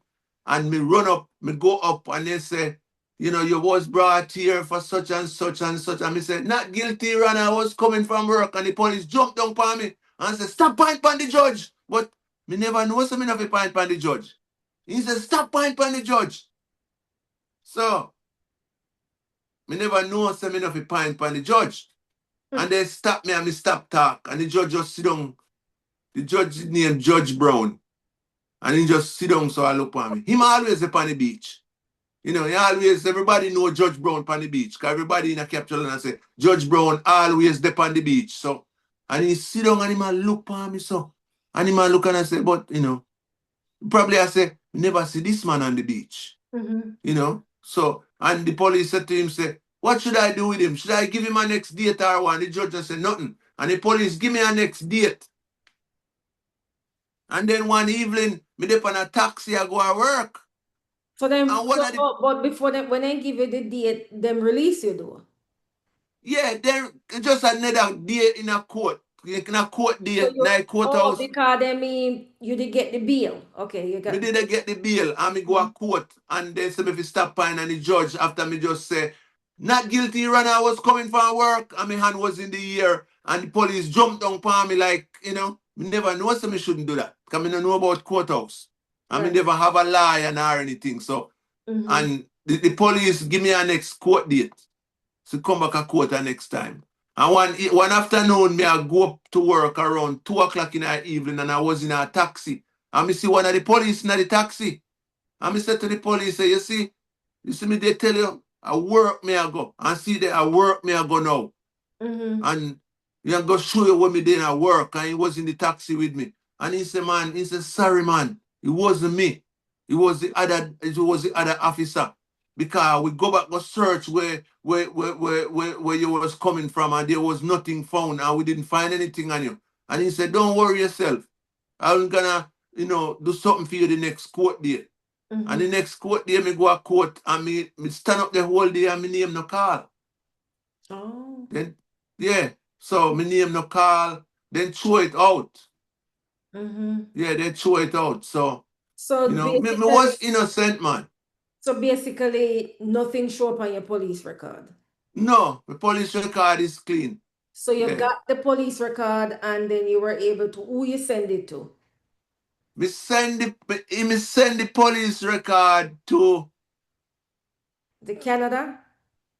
yeah, I think it's Canada. Me send the police record to. Australian Embassy in Canada. Yes, me take it to a travel agent's white lady around West End because she, you know, me partner organized her to do this paperwork because me couldn't read that time. That time me couldn't read. Okay. So she organized a white lady who did run a travel agent around a West End to organize up everything for me because when she was there, she becomes friends with her. When she Even was she when was she was trying in to. Mobile. No, she was in Negril. Oh, Negril. Okay. Yeah, because, you know, she was in Negril and, you know, me have my house in Negril even though when me did rent that place in St. Anne's. Yeah. And even one time my partner was away, me was still living in St. Anne's and working there. But Andrea, the white girl name, she was a German white lady named Andrea. And she organized up with Andrea for take care of all my paperwork on this side of and the Jamaican side because Yeah. she knew me couldn't read. So she said So somebody, and every time me have anything to bring to the embassy, or she would send the information, and I would take it to Andrea, and Andrea would send it off to the embassy. And when we get me police record, you know, Andrea send it off, and then me get my visa.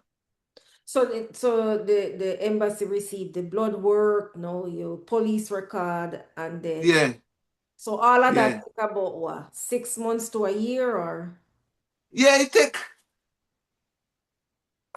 probably the longest wait was for them to answer back to Mhm. and it was really funny when I was sending off the letter. There was something on it. He said, "Me must say something."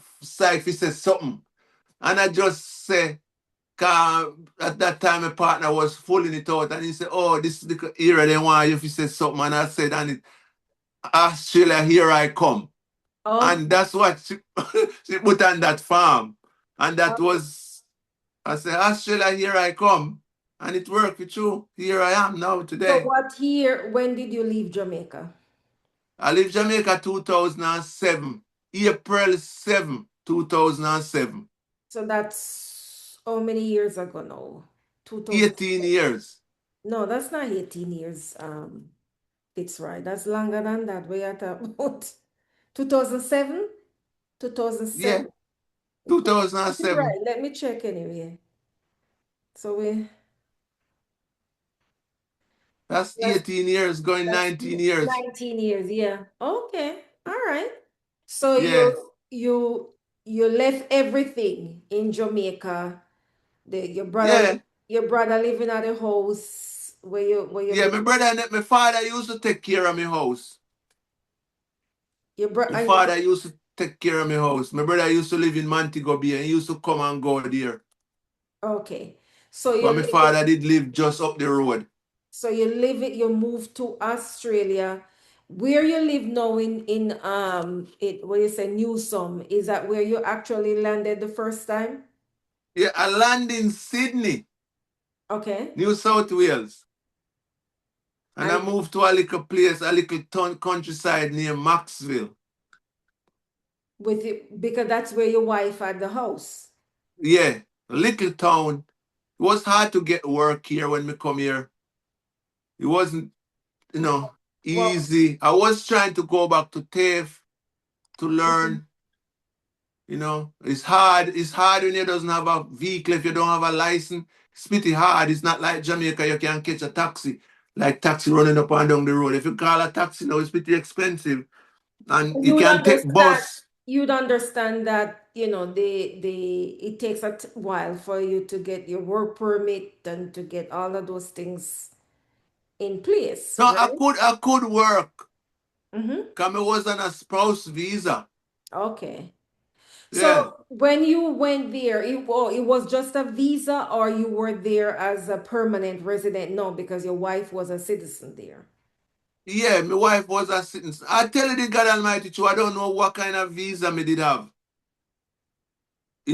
I know But me you know did, me get a but the visa allowed you to live there. You didn't have to go back and forth.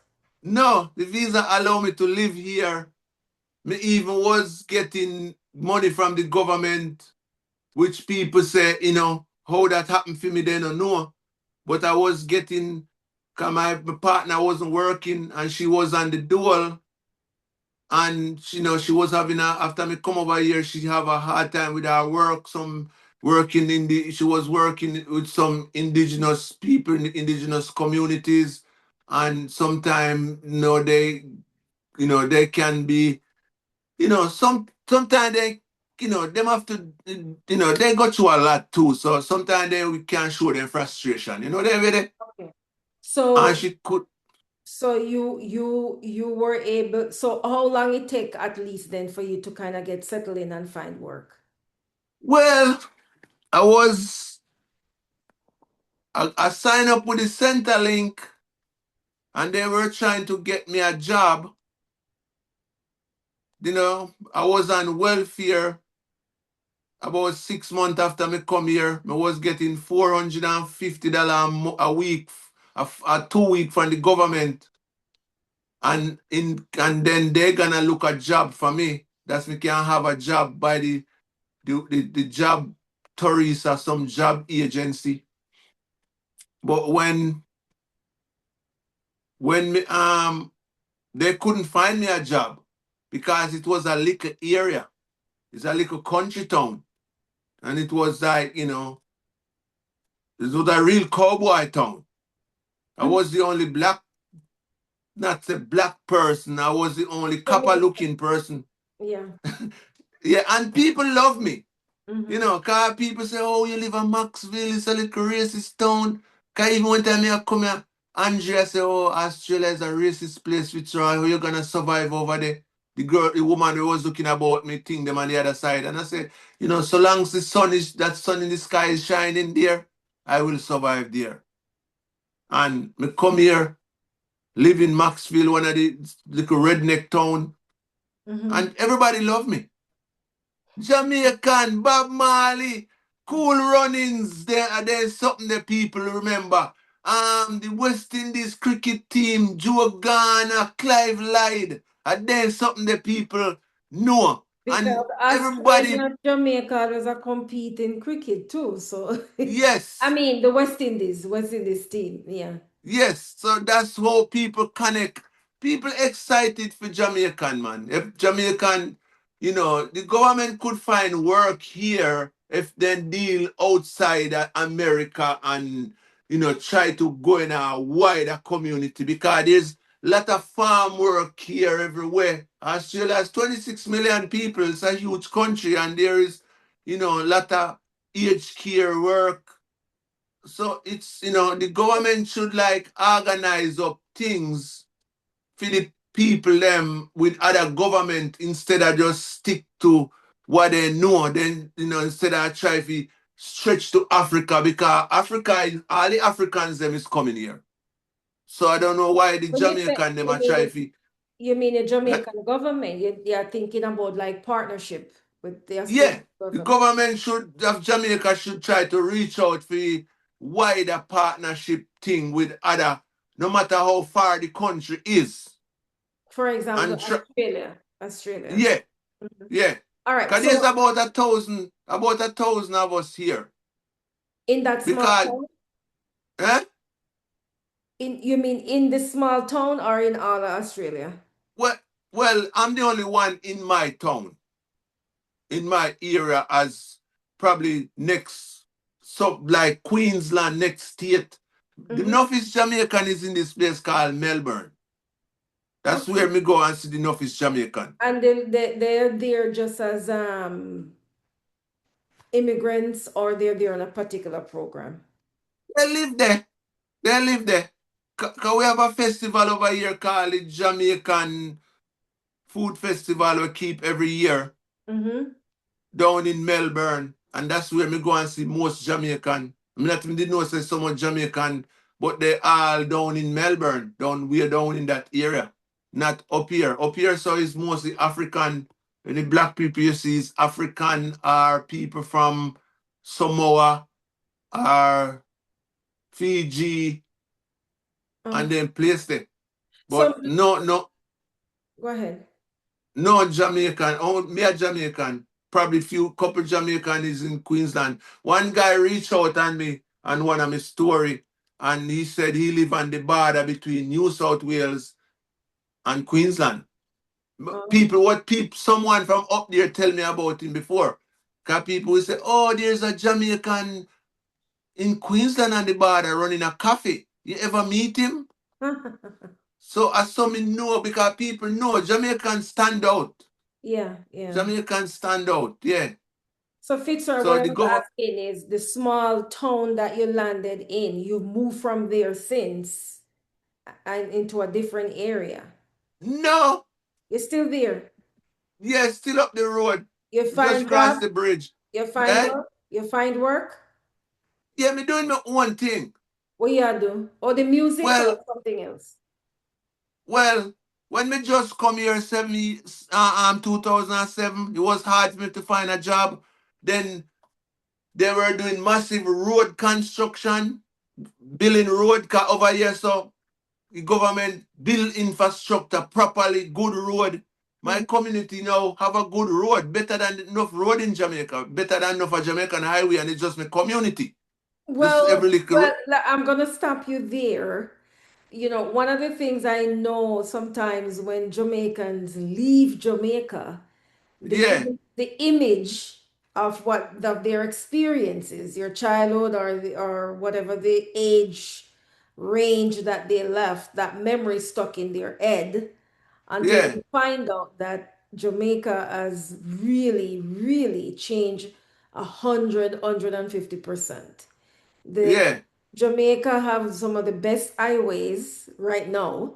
Jamaica is yeah. actually I know that. leading I in know. Me I talk about innovation. community because the highway is It's getting fine. there, Fitzroy. It's getting there. So one of the things that I want this here's what I'm gonna say to you.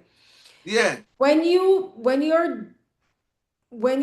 sharing messages about like where you are now, it is best sometimes it's best not to compare Jamaica to say Australia. Well, Jamaica is a tiny island. And it's understandable that you may want to do it because of the experiences, like especially when the experiences are so I mean, the contrasts are so wide in terms of yeah. I need the government and the parish council and the council of Jamaica to do better because they're not doing enough. well, yeah, it is fair to say our government is not doing enough, but with the some of the things that are happening down there in Jamaica, I think it's safe to say they're doing a lot in comparison to those years where you when you grew up, and even up to say the 2007 before you left. Did since you then know? since then there's a lot of changes and programs that they have put in place for the young people. I know, yes, they still need a lot more In when opportunities for it's young when people. it becomes what we need. You see, over here, so politics doesn't run here. Politics is here, but politics doesn't run here. People run here. In Jamaica, politics run the country. Because the PMP area, if the PMP if the Labour right in power, the PMP area not getting any look after. If Labour right in power, the PMP area not getting look after. Over And here, Fitzroy, doesn't I'm work like that. saying to you, I hear you. I'm still gonna say this. A lot of that has changed. A lot of that has it change may not be as visible as it should, or the change may not be 100%, but a lot of that has changed. There's a lot of changes in Jamaica. I Seriously. know. Yeah. I went to Jamaica like 5 years ago, Mm-hmm. and oh God, man, you see even the road to Savlamar was a Right. mess. You see the road where the PMP them in the politics and politician, PMP did set up Westmoreland and the capture land where they cut up all them beautiful road they are make. Everything wash away and nobody fixing it. Mm-hmm. And that me I talk about. It's easy for everybody see the highway, Than the local but road. everybody have a highway. The highway is not the problem. It's the Is the the local road. community. Yeah, the Is road. the community. Mm-hmm. And that's where people suffering. Look, imagine, you look on the internet and see people crying, say, oh, there is no water. And when election are run, you see them come and put on some black tank. And soon as election finish, they not do nothing. So Yeah. if people not say nothing because the world is watching, It is true. It's easy sometimes to look at Jamaica and say, point out some of the things that may appear obvious because you're in a different setting, a different environment, a different culture. different economic structure, different political structure. I mean, there's a lot of, I mean, there's so many things that But are different, and the geographic landscape is different. The economic power is different. So it's easy to point out what Jamaica do not have versus what they have, and I know I how want them far to they've have come. I want them to have everything. And that was Garvey mission. Yeah. Marcus Garvey was doing exactly what we who follow him. It's not like Marcus Garvey wasn't a singer. He wasn't a Rasta man with locks on his head. Marcus Garvey dedicated his whole life. Him and his his wife no mention much. The lady when he used to be with first. These people, they go outside the world and they see how the world are developed. Same with Emperor Selassie. He go outside the world and then he try to bring back everything to Ethiopia, setting up. And I same thing. I said mission we are on, cause we follow the lineage of, cause that's what God said. We receive the lineage of the great men, the fathers before us. It's not about making music and go dance on stage and smoke ganja and talk about Jarastafari and it's not. This is not a game, man. This is not a game. So let me ask you this. So since you're there in Australia, you're s- Yeah. what exactly the kind of work you're doing now? Are you still doing the road work, construction, and what else? Well, my journey wasn't an easy journey. I Yeah. come here in 2007, get a work. I didn't have a resume because in Australia you need resume. And when me come In here, Jamaica, you need resume too. Yes. I didn't have a resume. Okay. So someone said to me, say, a friend do get farm here, and they said to me, say, oh, Fitzroy, you don't, Pablo, you don't get no work yet. And I said, no. And they said, there's a lot of work going on in Calf. You should go up there and look some work on the road. And they were doing the highway. So me go up there one day, go on the site, go in at the place, check out the guy say, all right, Rulale, me gonna, come in for your introduction, bring in your resume and, a written resume.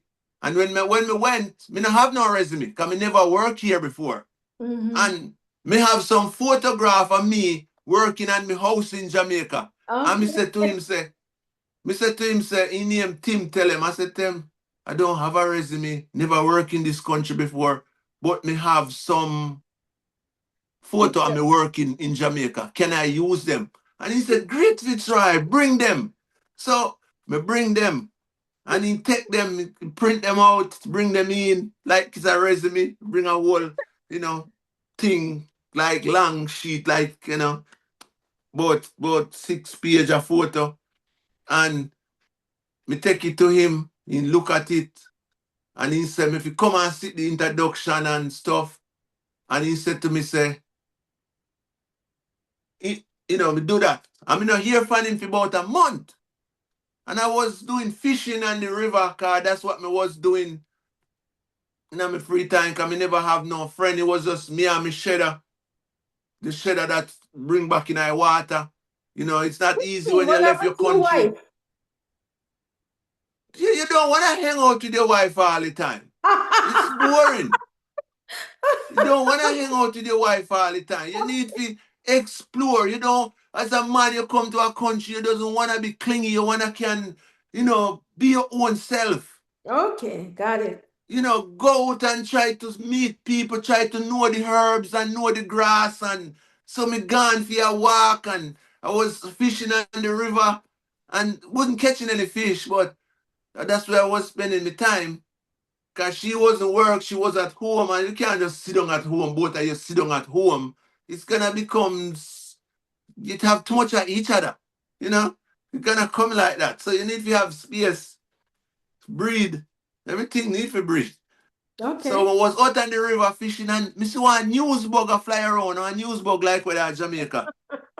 And I say, rah. And I say, me do the same What thing. I say, what's the if news? a good news, I say, if a good news pitch, And if a bad news go, and the bug pitch, and me say, yes, a good news. And me then have one little, then the time they phone a different type of phone. And me hear my cellular phone ring about an hour after that. Me take up here and me say hello. And I say, hello, this is Fitzroy's, Tim fan. Tell him you come here, come do an induction a few weeks ago.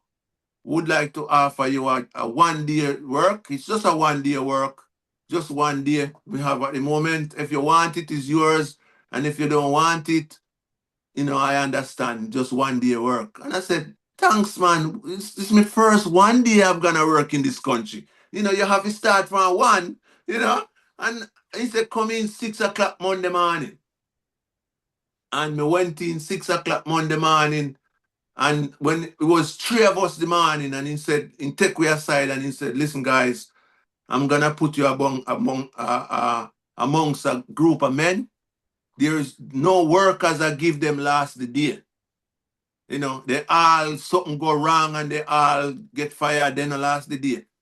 But anyway, I don't know what I'm gonna do if you guys don't work out, but and I go amongst them, I meet them, they look dirty, rusty like nail.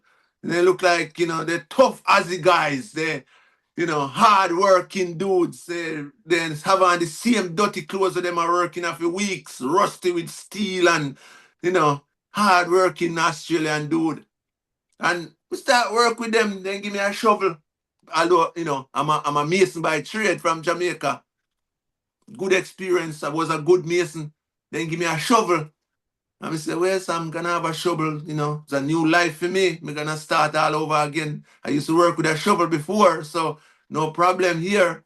And did that guys them, me and one of them come from the same area that time. Cause the work was like 1 hour away. And me start work on the shovel. I was working behind the big machine where I paved the road. Then throw the concrete in it and it a drive non-stop. And I just a come with truck and just a come and the edge, what at the edge, you have to shovel it off. Me call it the devil chariot because it never stop. And they hot, because when Australia hot, Australia hotter than Jamaica, And when Australia cool. So it's like, you know, and by 12 o'clock, one of the guy with me and him start work. In jumping, me see him I rode him on the leading hand with it. I run the crew, start box, fight each other. Me I say, shit, what going on? You know, and me I say, this team I talk about. And the two of them a knock, fist punch up each other. Then the guy with me and him starting at the morning, in jumping at the car, in one of the big supervisor on the road. Left in car there, big trooper, left it there. And the guy, when me and him are going at the morning, him didn't have a license. He losing his license, drink driving, and he losing his license, and he jumping at the trooper and took off.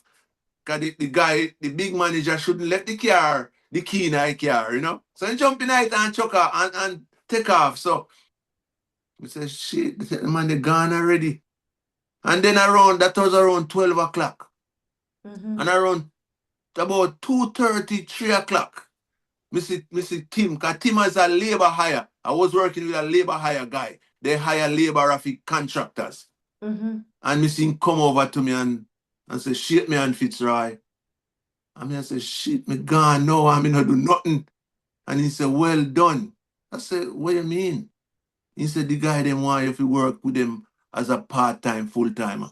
He said, I've been supplying these guys for months with workers and this never happened. They want you to work with them as a part-time, full-timer. Whenever they need someone you then gonna get. Because they're full-time workers. All of them a bunch of people. And they were trying to break me. They would stand up on their shovel and talking, laughing, smoking cigarette.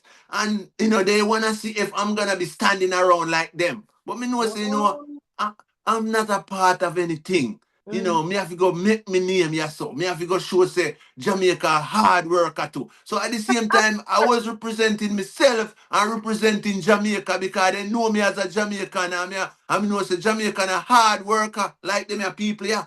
Because Jamaican used to go all over the world and do farm working for me a little boy. And that used to build up Jamaica economy. Was the man them go on farm work, go chop sugar cane and pick apple, and Jamaica, and they always get them back. Jamaica kind of lose them the kind of knowledge, and the youth them turn into scammer and think that powerful, and man, I say them a god man, and I encourage criminality.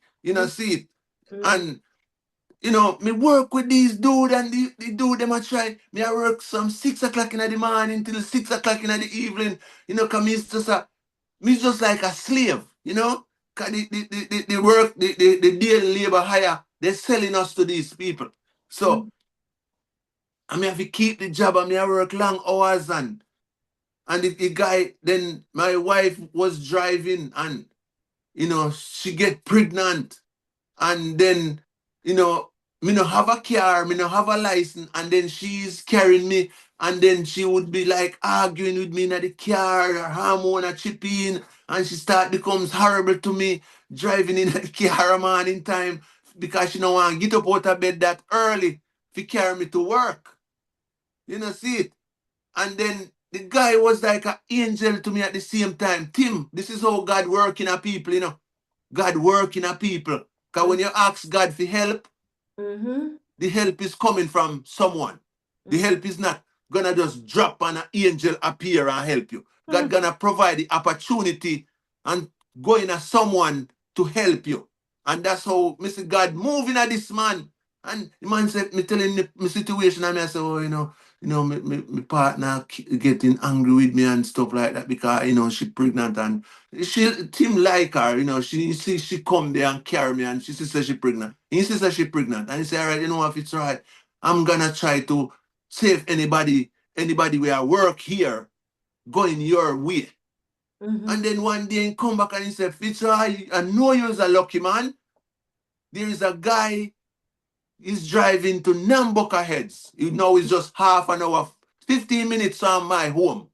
So if your partner can drop you at his place in the morning, it will be good. So now her journey, she doesn't have to come all the way up here. And then me say, yes, Tim. And me meet the dude, and he named Dougie. He come from somewhere else. So he's an Australian, but he was from like Sydney. But he just moved to this area. And me and him become brethren, and he pick me up. He wait to me a morning time, and me have to do there is did it on time. He pick me up in the afternoon, he drop me back in Namboka Heads. And Namboka Heads is where me live now. And then one day that day again, he come and say, Fitzroy, how you so lucky? I said, what you mean? He said, me find a guy, we're gonna drop you right at your yard gate and pick you up from right at your yard gate. Yeah. This guy live in Scottshead. It was a further town from where me live. Area. Country area. And then his name was Gary. Good man. And me and Gary become brethren, and he come early every morning, pick me up, drop me off every evening. Me still working with these dude. See it? Me still working with these dude. And, the dude them kind of rough and tough. And me I say, man, we still hang on with them, because me have to overwork, because me have to work like 10 man to keep one job, Me have to put out more than what me should have put out. You at least get some, good money. Yeah, we were getting good pay then time there. Cause Australian look out for their workers. They have union, they have, it's not like when I was in Jamaica working at the construction site. You hear me say, if you stop compare Australia to Jamaica. What happened to me? You see what happened to me? What happened to me in Jamaica? I was working on the construction site, and I be a bad man around the construction site, and you work your money. And when you work like $100,000, then decide to give you just $60,000. And if you ask them, and if you say, man, you want more money, the money not right, the measurement not right, a bad man then they can come there with gun, threaten people, which that shouldn't happen. Come on, I work for the honest bread rasta. So that's why me have to say, me have to compare. Me have to. This is what me want to see in my country. Me want to see fear and nothing not run by nobody. I rob up the workers them, because people have to work hard for their money higher. They want workers' representation. Yes, me need to see that. Me need to see. Me need to see what this a system here do. For Oh, them citizens and them workers, me need Jamaica to do the same thing because this is the world we're living in today. so Me need it to spread. this clarity that you found with this change in culture, time, the safety as well, because I'm sure you feel a lot safer. You've Yeah, you've gone through so much you've yeah, gone through. You've experienced so many just horrible experiences along the way as a child yeah, and as an adult, all the way through your adult life. Up yes, to you left Jamaica 18 years ago. So by this time you would have been 20 something when you left Jamaica, late 20s. No, yeah. early 30s. Early When 30s. me leave Jamaica, probably I was 34. Come here, 52 now. Yeah, so probably okay, early 30s. Yeah. Yeah, So and a lot of things were happening to you up to that point. So yeah, I can understand the BS of the story, where where you're coming from and where you experience now. yeah, You only have those two comparisons, which is so different, right? yeah. It's so different because I'm almost sure you're not having any running in the law with the Australian government there. No, well, one time me get caught with some marijuana, cause me get caught with some marijuana one time. Me get caught with some marijuana, and I was planting some. Jamaica me come from, Rasta man. So you're sure you're safe to share in that. Yeah, me been to court. Me been to court, and me pay me fine. Judge was all right. It was no, me no do me no have no marijuana anymore. Me can't have marijuana. Me can't just if me want me not smoke no marijuana now. But me can get doctor prescription if me want Um, because I was a cancer patient. mm-hmm, Yeah, I was a cancer patient like you know 10 months ago. So mm-hmm. if me want to have medical marijuana, I can Okay. because I still see me doctor all the while. I did have lymphoma um in 2024, Mm-hmm. and me do 6 chemo treatment for it. Wow. And so that's another journey, that's Yeah. another So experience. we have to wind down at some point because we've been talking for a while. But I still want to ask you, so when did you decide that you're going to make music? Well, music, me always a sing and DJ for me a little youth. Me always a sing and DJ for me a little youth. But Mm-hmm. I wanna say something before me say that. You know, Marcus Garvey, he do the same thing. Wanna see the rights for Jamaican. That's why he formed the UNIA, the Marcus Garvey Union. Mm-hmm. It's because he wanna protect Jamaican workers' rights, not only for Jamaican. Cause when Marcus Garvey speak, he wasn't just speaking for Jamaican. And he was talking about the bad things that the Jamaican them is doing to each other. And they're still doing it. They were the downfall of Marcus Garvey too. All you see them a galang and a act like, they never listen to Marcus Garvey. Our foreparents were older than us. They forsake Marcus Garvey. It's our as younger generation come up, take up this principle. And who is the man that pressuring themselves in society to get rid of Marcus Garvey movement? It's the politician. All the gangs them in Jamaica, they represent politics. I live in the ghetto and the same gang them in the ghetto. And them missy. I support the MP when election time. They Mm-hmm. said wanted man them. And them miss ya carry iron round the MP when election time comes. So when we talk about these things, that's my life. God save me. If we talk, I'm a voice of the people. Because not of the people. Because Jamaican no belongs to anybody. Because you have to know that Jamaica was a prison. Jamaica wasn't a place where people say paradise. That's why you see now them bringing back the prisoner thing. There people are say, oh, them are bring prisoner come here. Jamaica was designed for a prison. The slave them were prisoners. Is who don't attach to the indigenous Jamaican. That's why to come here, then test your blood. Because they want to know who you really are. If these people are the slave, if these people are the indigenous Jamaican, because Jamaican wasn't an empty spot when the colonizer come there. Mm-hmm. There were people.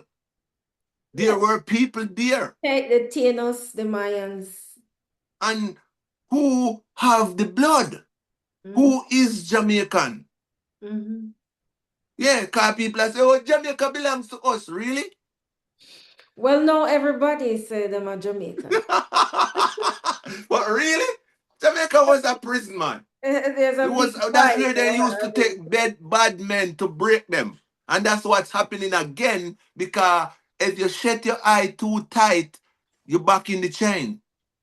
Because the chain is in the brain, but now the chain is gonna become back physical.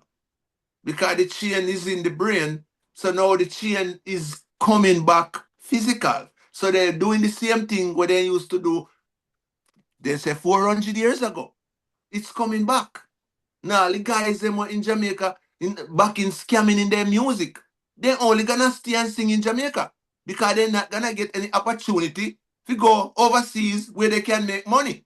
Because when they check their career and their Criminal Facebook record. page, Mm-hmm. and check because this is your record, this is your ID now. Your Facebook page, your Instagram page, your TikTok page, why you publish. Mm-hmm. That's your identity now.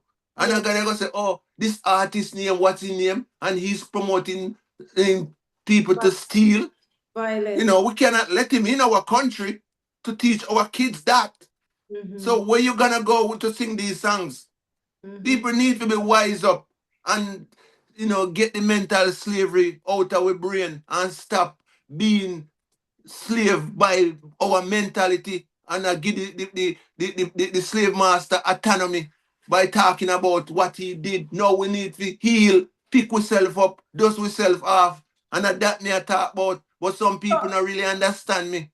that part I 100% agree with you because I know with the experience that you shared of your childhood, I know that there's a lot of homeless children still the numbers are still there consistently and Yeah, even growing. And we know that the the the inner city. I mean, you were in the rural areas, and so even though Jamaica do not recognize rural areas as ghetto, they tend to see the inner city in Jamaica as more the ghetto. But I understand you yeah, were in terms of the poverty status, you consider it that way because you were living on the street. So I agree with all of what you're saying that Jamaican government need to do more at this, especially at the school level, so that kids are, teachers should not be barring kids from school to get an education. no, I mean, no, yours were robbed in a sense, the fact that you, as you said, you try. You borrow yeah, a shirt, you borrow shoes, and you get your pants, but then it wasn't the right color. It's yeah, very strange that adults as teachers would not want to just take you in and say, okay, you're yeah, not here in the right color, but you're here for the right reason. So yeah. let's do this. So I agree with all of that stuff. It's just a very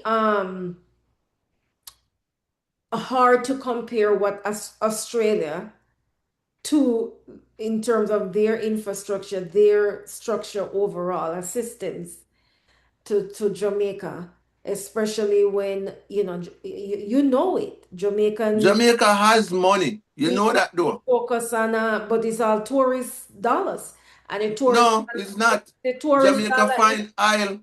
Jamaica have well, backside where you're nobody talking else about gonna have. something that just happened in the last what 2 3 years or so. One to the backside. We've been but happening but from before me born. yes, but who own the backside? You have to look at the owners, Fitzroy. Look at But the owners and the these are the people who is holding down the country. These are the people who doesn't want to spend the money and fix up the country. And you have to hold the government responsible for the promises that he's been making and not delivering. is And it's which is gonna cause an uprising in Jamaica which is because people is struggling. which your voice is the voice of thousands and millions of people across the globe. We know that I mean, the entire African continent in most areas are crumbling because of corrupt Yeah, politician. I because mean, they're rich. which country can you think of in whether or not it's at a lower percentage that does not have political instability or corruption? You Well, maybe, do you ever been to Cuba? what about Cuba? Oh But God. You we see, know, Cuba, mhm. hold on. Cuba is under sanctions for many years. And Yeah. I went to Cuba, next door to Jamaica, Hmm. And Cuba, the road is good. Everything is good. The beautiful is the beaches is clean. Me hear Jamaican a cry say they need the public beach. Me go to Jamaica and if you see the mess with up on the public beach, you the disgrace. And the people So, them must say, we need public beach. so wait a minute. So if you see the mess that the Jamaican then left on the beach, but yet then crying so they want the beach, isn't that a little contradictory, conflicting? What do you think? So why they not unite and build up voluntary group Right. and go on the beach? Exactly. I went to Jamaica for 4 months and me and my little daughter. Me and my little daughter they on the private beach down a craft market, picking Mhm. up plastic bag, lunch Right, box. right. 3 week. We Yes. do that for. So this is something that is a very sore subject because we know right now there's arguments about beach access in Jamaica. It's you're onto that. And one of the arguments that often come up when I hear these conversations is something similar where if the beach is so important to the Jamaican community, why do they treat it in such bad way? Who Yeah, there's so who cleans up the beach? Nobody's there. The government no have no is the NGOs, the non-governmental organization that take their money, donate it to Jamaicans locally to get into the beach cleanup thing. Them have to pay, even though this appears to be volunteer, but they pay them to do it. So it's one of those things. So I agree with you on that, that the because beach you don't needs cleanup. Mm-hmm. as a community, you don't really you just get some people together. Like over here, They're people not, they're not, volunteer but they're not doing it. and That's they the don't get no thing. pay for it. If you look on, one of the things that is painful, if you look on YouTube and you see Yeah, these influencers, they call themselves now. From yeah, everybody an influencer down there in a sense. And they go yeah. on the river. They go on the river and they cook food, you know, Mm, and you see them throw the garbage just like that yeah, on camera. yeah, They're only thinking about what is in the foreground and not thinking about what you're seeing in the background. yeah, And you see they sit around the garbage and eating, and then they leave that same garbage. yeah, So when yeah, now an investor see a beautiful property or yeah, have the idea to build a property and say, wow, what a beautiful place. And they clean it up And then they Yeah. put a fence. Well, of course, they have to buy it. Of course, they have to spend Yeah. millions of dollars, US dollars, to buy it. And they put a fence around it. This is where the big argument starts. You're taking our stuff. Well, there can be arguments on that side. Say, yeah, if you take up all the private land or space, and I mean all the public spaces, and put up private beaches, then what's going to be left? But then when you look at the beauty of Jamaica and the dirt and the grime on these beaches, you're torn, right? You're torn because Yeah. you're It's a saying mess, man.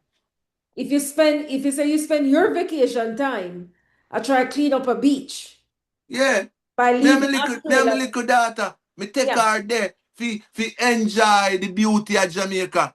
And when me go there, me I say, God, lunchbox, Coca-Cola can, Yeah. Pepsi tin, all kind of plastic in our water. Even in our water where fish them a swim, they have plastic in there. Me spend 3 weeks and I go up there every morning and so me go back in the evening then bring it back. And not a man if you come around and Well, say, you need to talk more about that because you know, nobody wants to hear anything of that sort about the mess. When you talk about it, some people say it's a colonial mindset. Well, oh well, so it's okay for the rich to come in and take over.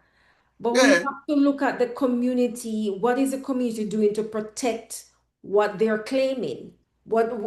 It's very confusing. So because you're right. that's You're what me right. see.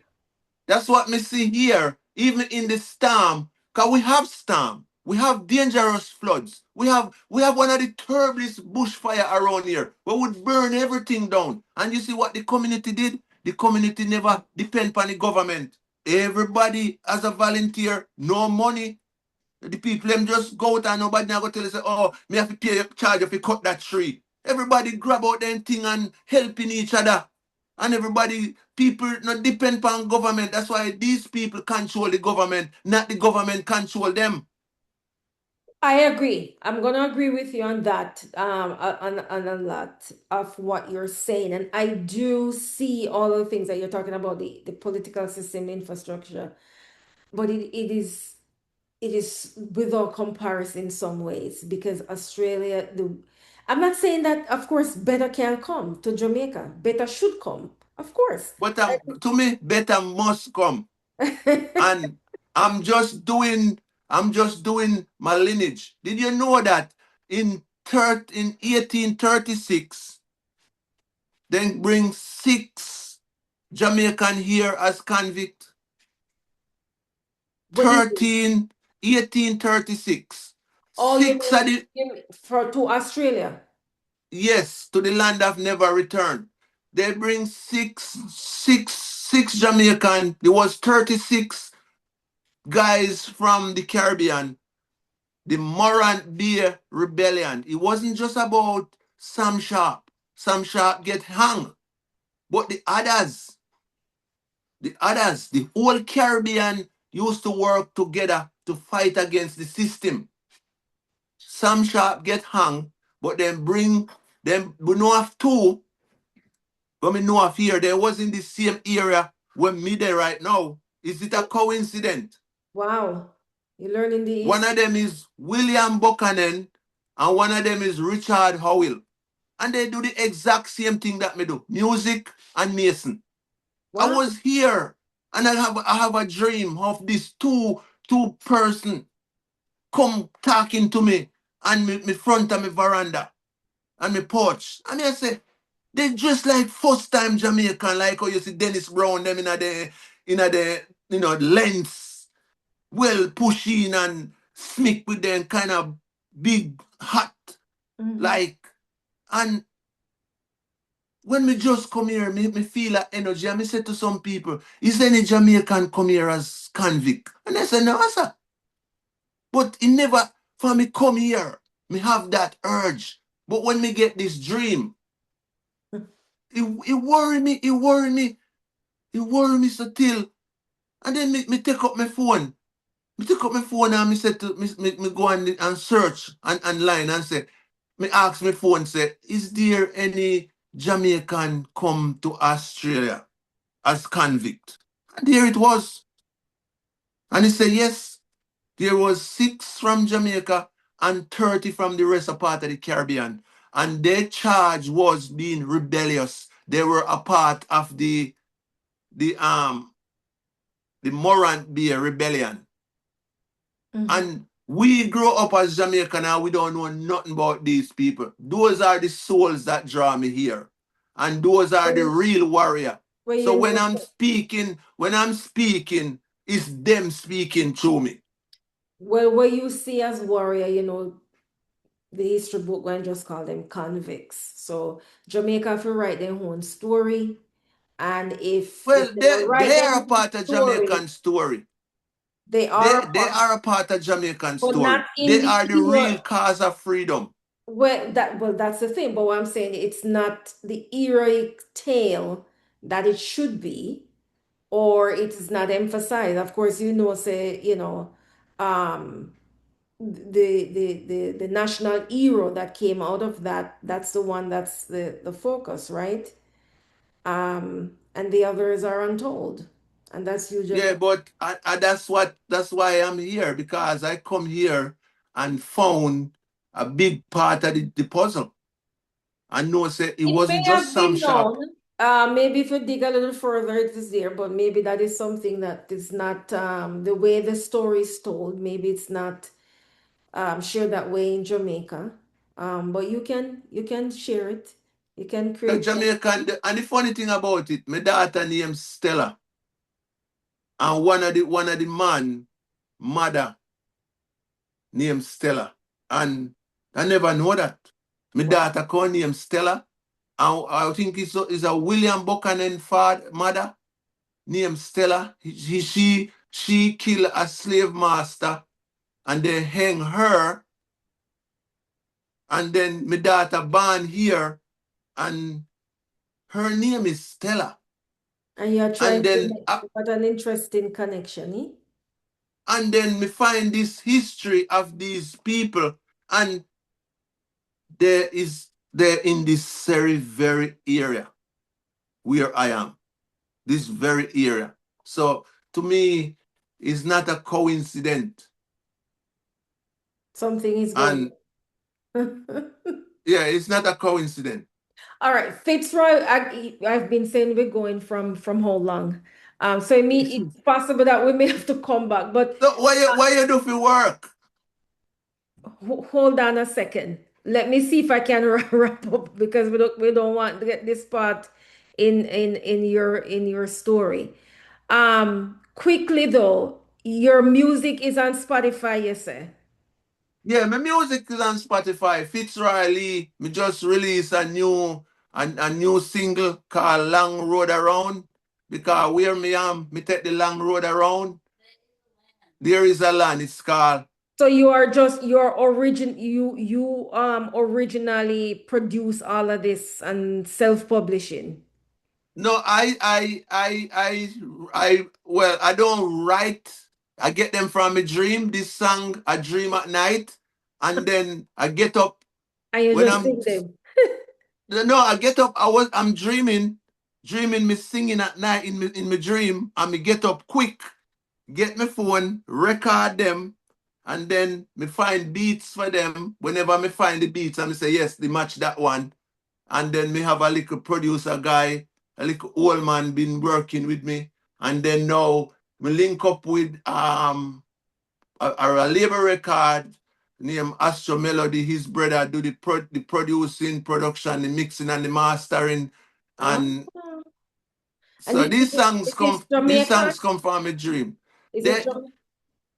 I think he's from where Astro is from? Saint Kitts. Oh, okay. Okay. Yeah, he's from Saint Kitts. All You right. know, he's a Caribbean man too. But So he live here. so generally though it's published on Spotify and where. Spotify, Apple Music, YouTube, Oh, and the video clip up there. Just get that one into